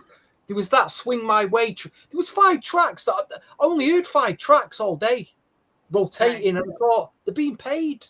The state, Puffy would have sent one of his assistants into the radio station with a suitcase with 150 grand in it and said, A-list that track and play it all day for me. Someone like Gina Thompson, which was being played all the time back then. So when you look at them charts that you refer to, Nandi, they're rigged. I'm sorry, they're all rigged. But I didn't say I didn't like it because I didn't say that I didn't like it because it didn't get to number 1. I said it didn't get to number 1 because it wasn't a great track. But I believe Hear Me Out would have gotten to number 1. Okay. It would have been a better radio track that would have done much better on the radio, especially around 96. So when I compare both tracks, I believe that Hear Me Out would have done much better and stayed on the charts longer than One More Day did. And One More Day, it just felt, even when you watch the video, it felt like they weren't interested. Bobby, it just felt like I think when I watch the video and hear the song, I feel like the end of a funeral. It just didn't. it didn't feel uplifting. It didn't feel uplifting to me. Yeah. Which But track are we talking about here? pardon? Hear me Which out. I'm Hear still Me in Out love with you. funeral. Hear Me Out is the No, funeral track of to the me, album. still in love with you is a kind of like it's just it Now, yeah it was just this it is felt the boring. centerpiece. I'm Still in Love with You is the centerpiece of this album. This is Mhm. like the Right. wedding song. This is like the classic R&B song. It's a It- masterpiece. They yeah, can't, well, yeah, you know, yeah, you look at R&B artists today. They can't even create anything close to this. yeah, They can't get yeah, anywhere near this in yeah. terms of warmth, in terms of real feel. They can't get anywhere near it. You know, Yeah. this is like 20 out of 10. Yeah, I mean, but What that's the planet thing. are you on? I wonder what planet you're on sometimes. I'm on a planet that Hear Me Out is actually the one of their masterpieces, but you guys had a very different view. I think Oh, I vocally, love Hear Me Out. that Hear Me Out was like almost like on another level. With this one, you just had the two of them, and it just was just like a nice little pop song. No, But So, Andrew, so I wanted to, yeah, the I can jump King in. All James right. in this So- flows Hear Me Out straight off. So I love this live stream, and now that the comment's gone, but I forget. I want to give you credit for that. You talked about "Still in Love" being the biggest selling one on Apple. Sure enough, the top songs are "Can't You Stand the Rain" #1, "If It Isn't Love" #2, "There's a Telephone Man" #3, and then #4, "Still in Love." So, oh, what can I do, girl? So much in love, girl. Friends got you thinking, and it's affecting you. So first of all, I'm not gonna keep going. So basically, that video is Ricky and Ralph just in their total magnificence, just like doing their thing, going back and forth. The video ends on the SS Candy Girl. Like it's like, it's just, yeah, I agree with you, Stevie. It is the centerpiece of the album. And even the and it's finally like the harmonies are back, that ooh, and even that in the video, still in love, like it's stacked. It's all like all the it's old school, new edition. Is it Can You Stand the Rain? No. But is it Can You Stand the Rain of the 90s? Yeah, I think so. Mhm. And there's more in the album, but like that song was absolutely, to me, Hit Me Off was, sorry, Jay, Hit Me Off was cool. But then to me, Still in Love was like, oh, okay, we're back now, And then from there, the third single had to bring it. And unfortunately, I don't think it did, because it was You Don't Have to Worry, But I because they even performed this song on the American Music Awards that year or the very next year. So, nah, I think Still in Love is absolutely feels the white, crystalline, like celestial, heavenly vibe that Home Again should have been. And it was, and it's Jam and Lewis, it's one of their best. So I absolutely will defend the honor of I'm Still in Love with You, but I'm loving that, it's a we split. have various opinions on it. Yeah. As you can know, and you could tell that it's split by the comments. Some people think it's an old track, but it's definitely it's an amazing. I mean, the songs I loved, you guys just threw in the bin as if it was nothing. So it's definitely split. But I think I just think at that point in time they could it being released as a second single, it didn't really do well for them. But we're now coming towards the home stretch. Miss J, thank you. The JD interlude. I love it. This is he took us home to church. He took us to church on this one. Only like Johnny Gill can, and like just he's thanking God for the group, and it's just so beautiful and emotional to me. Like sometimes I listen to the lyrics of this song and my #1 song on the album. There's another song on here like that makes me emotional because I'm like, oh, that's so beautiful. I'm kind of a sensitive person, but Johnny all by himself, of course. Sometimes we just need Johnny all by himself, and it's just beautiful. Thanking God for him and his group and being together and being able to stand the test of time and come home again and do another album. So I really love that song and I appreciate it. I have nothing bad to say. I think my biggest gripe with this song is that I think it should have been the last song and not Home Again. It felt like, okay, well done. He's thanking God, and well, it's just saying thank you. We worked together, and I felt that was it. And I felt you closed the CD, well done, great album, and then Home Again comes in, and so I think they could have flipped its position. It reminds me of 112 when they did their own version of "Thank You," the Puffy's "Thank You" song, and they're singing, and then that's before "Only You" on the 112 album. So it was really good. And I think you just listen to Johnny and think, man, they got a man singing with boys in this group. Because Johnny, he opens his mouth and it's like, whoa, goodness, you got to slow down. We just aren't at that level. But it was definitely really good about, and I guess it felt heartfelt when you listen to it and you think about where they've come from. Right. You know, with bit of Bobby in there, and what it's taken for them to come back together to record this album. And I think I just wish it was the last song on the album and just said closed it. That was my only gripe with it, but definitely loved it. And Johnny wrote and produced it, so he got his credit in that one as well. Stevie. For me, it's just that's it. It should have been an interlude. We should have had this, and then the album ends there. It would have been a perfect ender, but no.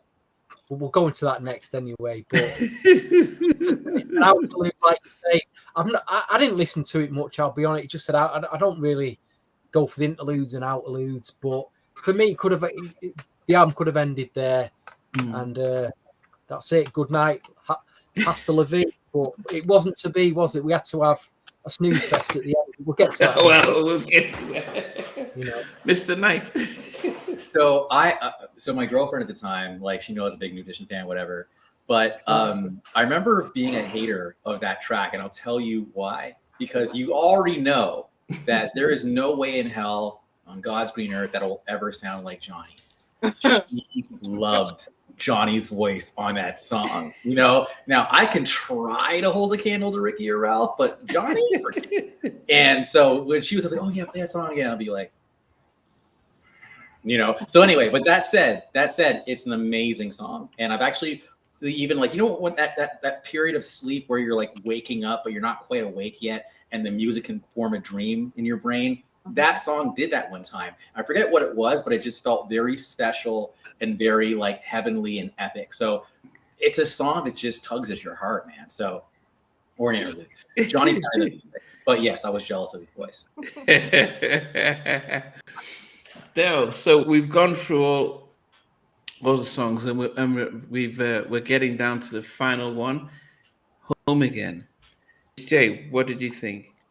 I guess I've been away too long. That song is beautiful. That song is so beautiful. I can't even talk about it right now. I'll start crying. Hold it back. I can't do it. That's how much I love the song. Oh, wow. She really is. I heard her voice crack. Damn. Okay. We can come back to you. Yeah, we should come back to her. Nope, I can't, because I'm not going to be able to talk about it. It's just so beautiful. Okay. Wow. I love it. See that? Yeah, nah, it's real. I love him. I love it. Yeah. Yeah. My gosh, get the crocodile tears. What's going on here? Hey, where is I'm with her. From? I'm with her. Do you know what? I think it's definitely one of those songs where you listen to the lyrics, and I think this is the excellence of Jam and Lewis, especially Terry Lewis, who's the songwriter. And I remember speaking to about how. Pardon? No. I was knocking, trying to remember. But he explained how Terry really, when he writes lyrics, or when he writes, "Can You Stand the Rain," and he goes deep into, sun, rain, and growth, and he really gets really deep in it. So this was just that perfect. Bobby says, I can't say this will last. I was like, how ironic. He's recording these. Can't promise this time it'll last. That kind of bugged me, but Yeah, I can't promise this it's gonna last. Almost as if you say, yeah, I'm gonna leave after this song. Kind of thing.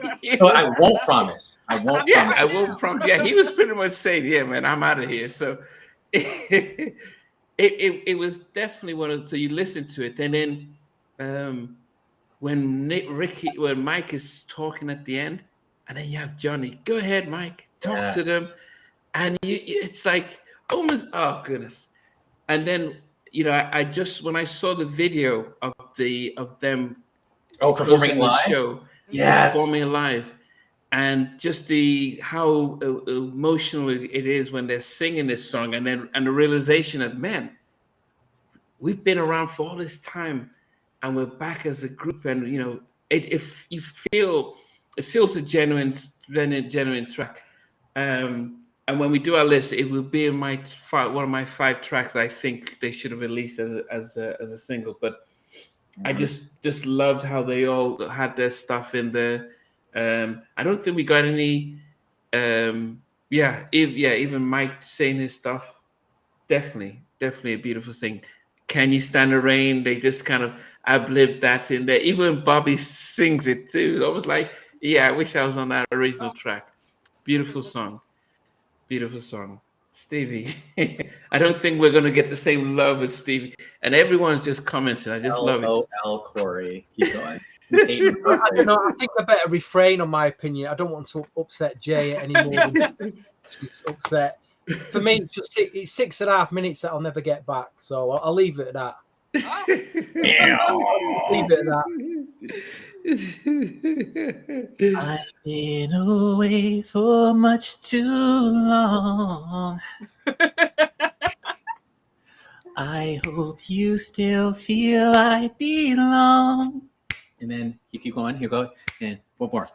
I didn't mean to cause you pain. And then, of course, one more time. Nothing to lose, much more to gain. So can you stand the rain? Just when, anyway. So Bobby, Bobby comes in and he's just like, whatever. But no, check this out. I was walking, as I do, and I was playing the song in my headphones. And this is where I might get emotional if I let myself do it. But it is going to suck, even though it's inevitable. It's going to suck when they start passing away. Okay, I can't even do that. Oh my god. No, so when, so I'm already imagining, like, let's say Bobby goes first, right? Oh, God. And then you listen to that song. It's gonna have more and more meaning. And as a matter of fact, I feel like if one of them goes, that song will absolutely be added back to the set, because that song is about their story. And and when you listen to that, like at the end, like the way it just, like, for me, it was a perfect album closer. Look at the goosebumps. Like the way that song ends and just fades off. It reminds me of watching, sorry, whoever hated on Heartbreak. Like when I watched the end of that concert and watched them go down the stairs, and it's just like, it's the end of the concert. Endings are beautiful too. So, because it makes you realize and feel fortunate that you got a chance to experience what you just experienced. So no, to me, Home Again is an underrated gem that's only going to get more golden as time moves on, because we are lucky right now to have all 6 still here with us. Mm-hmm. And that's real talk. Yeah. I think you got your hands in the air ballad at the end. You got the whole hands in the air. Let's all cry. There, someone said it's not time to be morbid. Sorry, y'all. I had to keep it real. And I think, I think without saying, I think if you do listen to the song, you do think about, it does give you that sense of, man, we can't believe we're here. And even though I don't know if you've been on the Legacy or Culture Tour or their new Vegas Residency, whether they sing the song anymore, Andrew. I know you've been on the last 3 concerts. Have they sang Oh it? yeah. They sang the "I'll Be Around." Is that what you're talking about? No, Home Again. Have they sang it The over the last time last? they sang it was 2012, and they Wow. actually closed the show. Those are good shows, by the way. I saw them in 2012. It was New Year's Day. It was so dope. New Year's Day 2012. And you can find that on YouTube. Sorry, Heartbreak haters. They actually have a whole Heartbreak set where they open it up. They had Crucial, You're No Kind of Girl, Any Heartbreak, all in a row, and then Can You Stand the Rain? But they end with Home Again. They're all sitting on stools, all 6 of them, and it's all love. And This is funny. yeah, yeah, man. Anyways, I remember when I heard Home Again. I Home called out a Again. bird. I called Yo, out. yeah. But yeah, they performed it live, but it was over 10 years ago. Yeah, booking a ticket.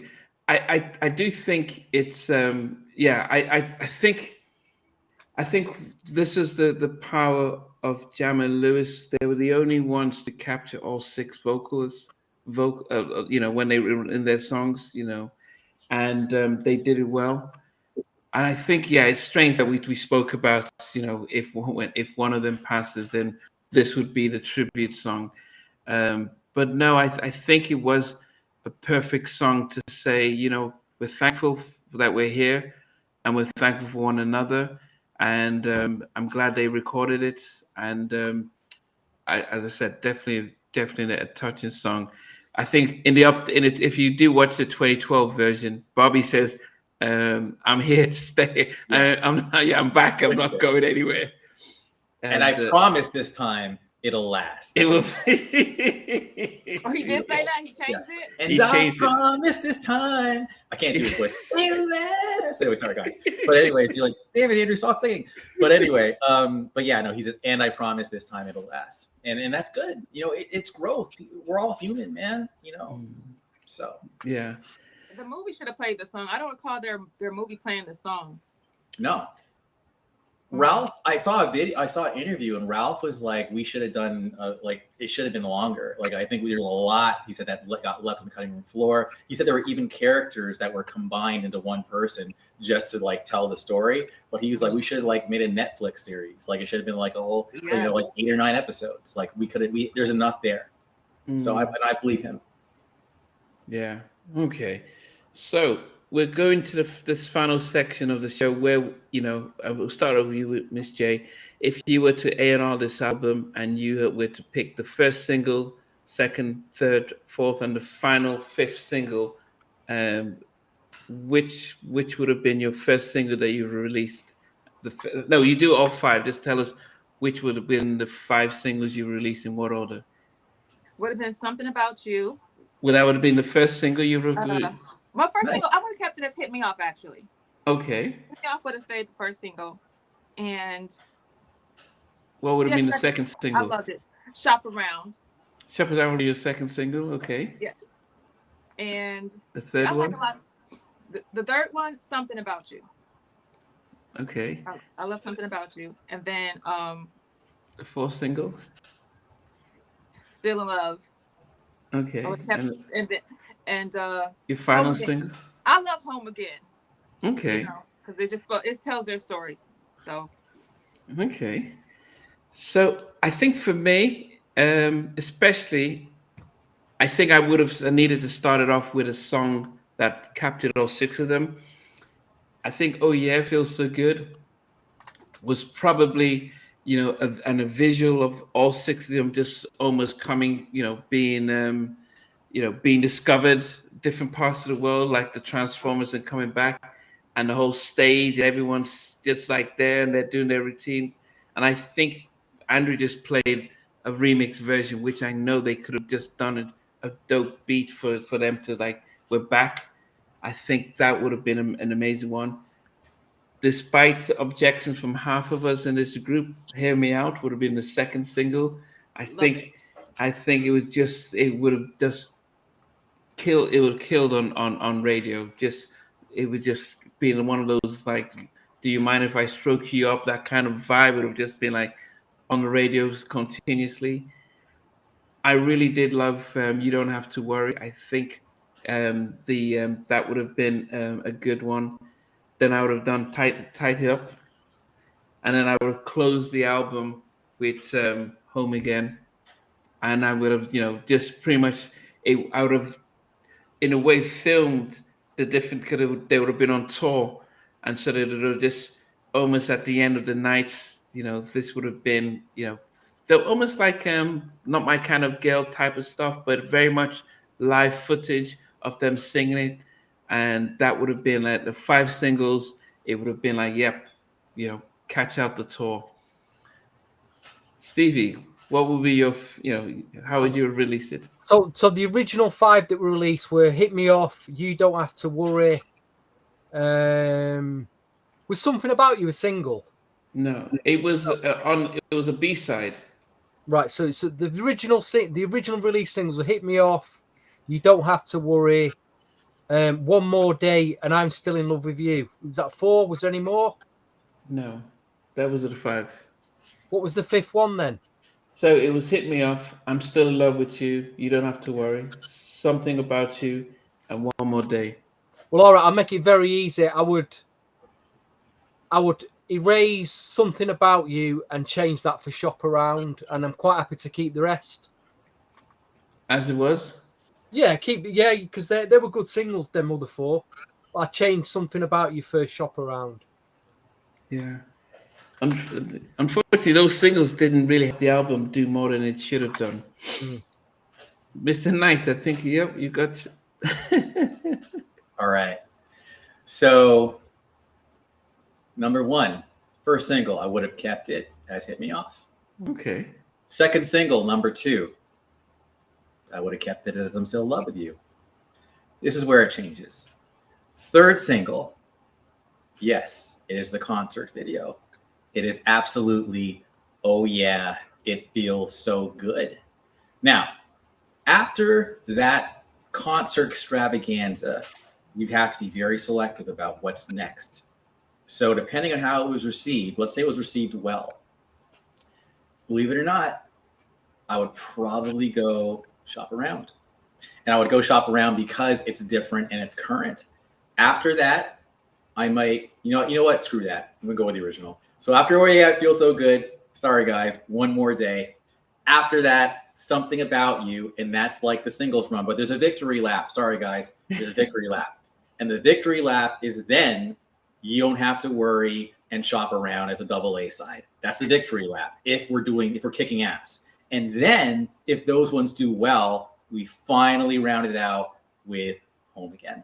So we're talking like a Rhythm Nation level run of like 7, 8 singles. That's how I make it a 10 million platinum album. Remixes coming out the pores. Like, it's like, that's how you do it. But sorry, guys, I just had to get past it. You know what's funny how I changed my mind midstream? I was like, at that, be yourself. So that's what happened there. Yeah. There's 2 tracks there I've got problems with, and that is the time length. Both of them were 6.5 minutes long. They wouldn't have played that long on a radio. It would have needed radio edits. Yes, 1,000%. Like I said, remixes. You could condense. Could you have condensed those 6.5 minute tracks into like 3.5 minute tracks for radio? Yeah, So Good, I think could have been condensed. You have to chop. Yeah, you'd have to chop some stuff around. Like you'd have to, but you could. Yeah, I think you could. Yeah, even "Hear Me Out," they could have. There parts where they could have cut and edited. It's easy. They would have been able to edit it out.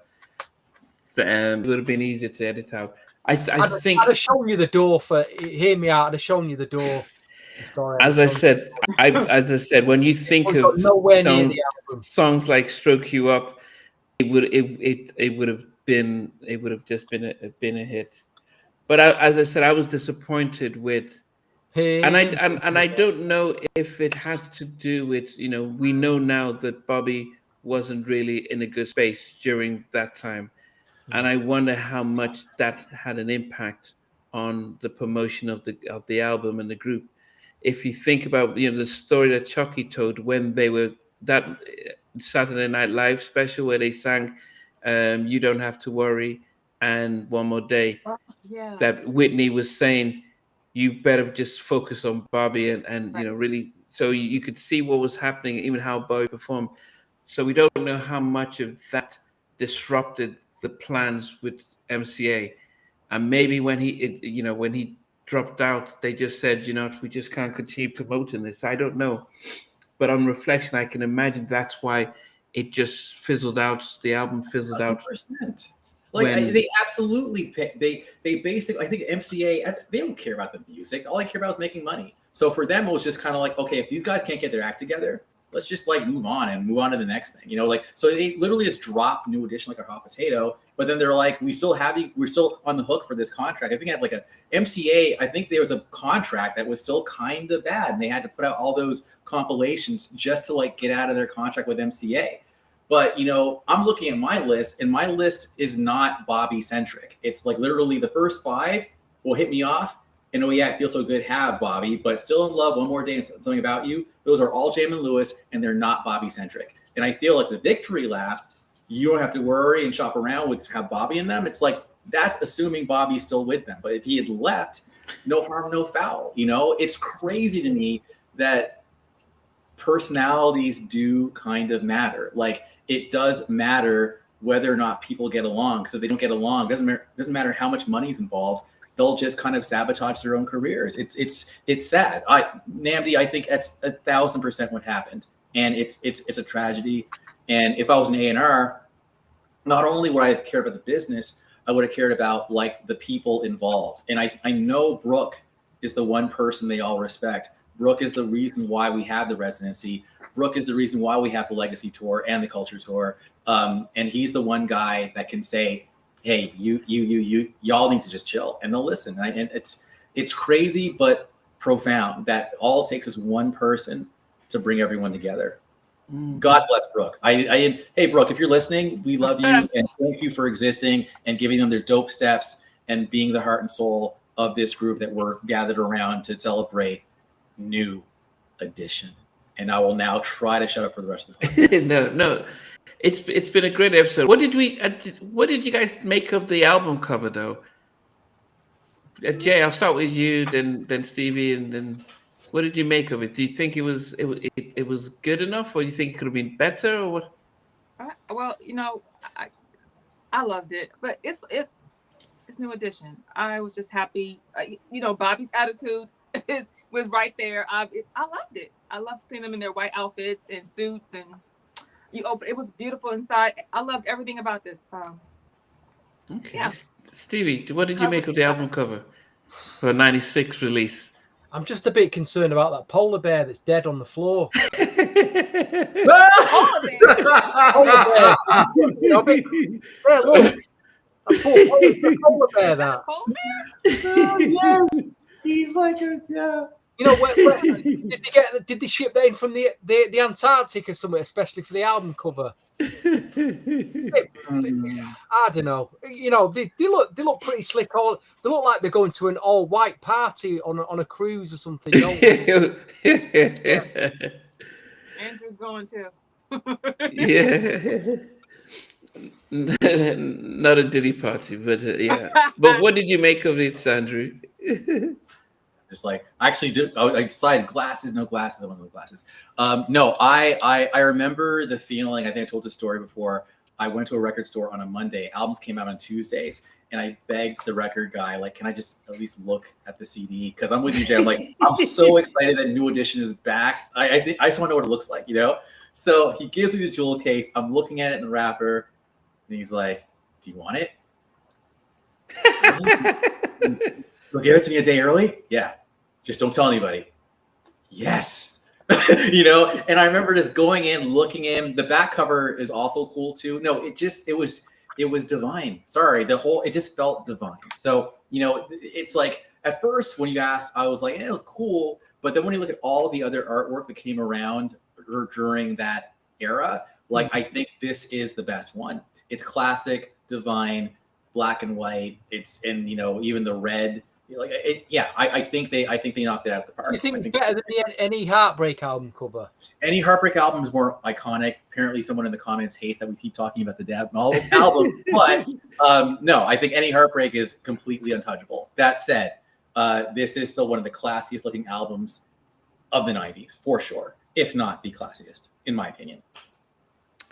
I think for me, I think they should have lent in on the ISP, which is them on stage. I would have loved to have seen. So the Hit Me Off album cover, the kind of I would have preferred something like that, with them all sitting, on the chair, but then backing the chairs.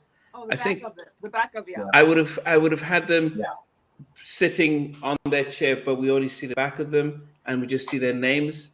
I would have thought that would have been a much better album cover than them all squeezing on a sofa around a table. It reminds me of back in the day you'd have people posing and they'll be squatting down like behind a car kind of thing. It just felt like they just sitting around a table, and I'm like, it's not cool.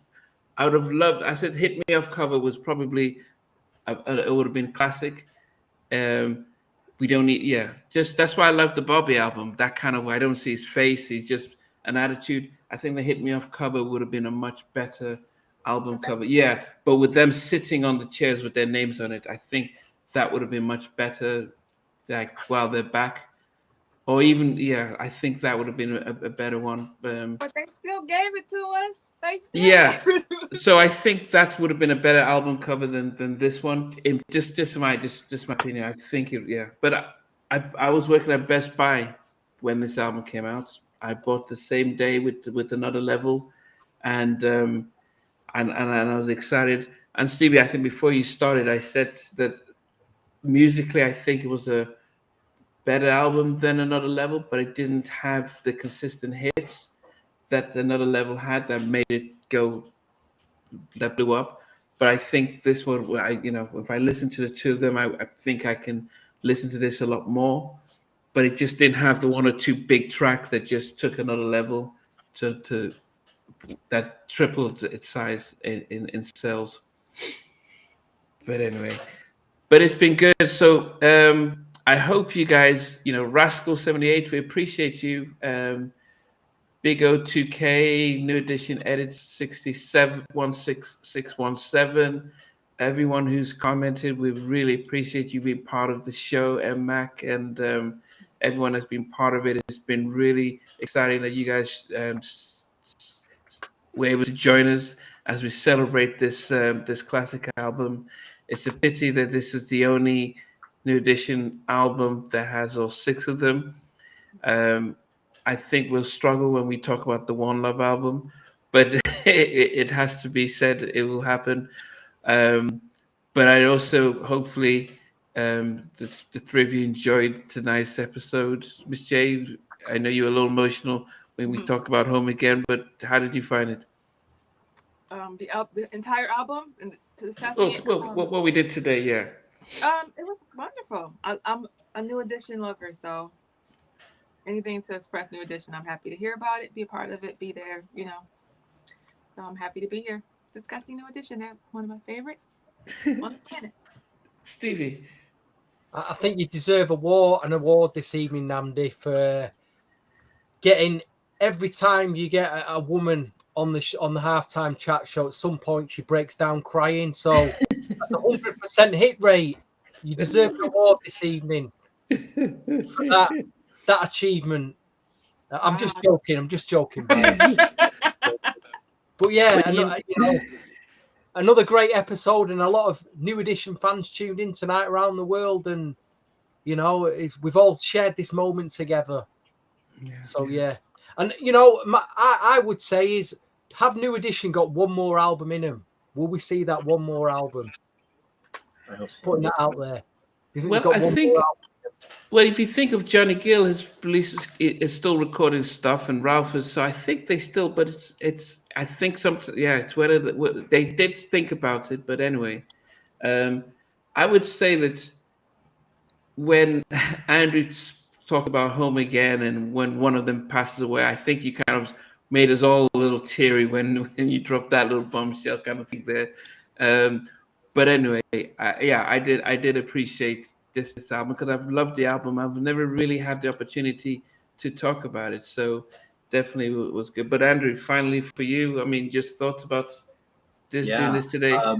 I'm very guarded about like what I choose to experience because I remember things and I want to protect like my emotions around the Home Again album. And I am proud to say and happy to say and grateful to say that adding this experience to Home Again has been a joy just to hear everyone's different opinions.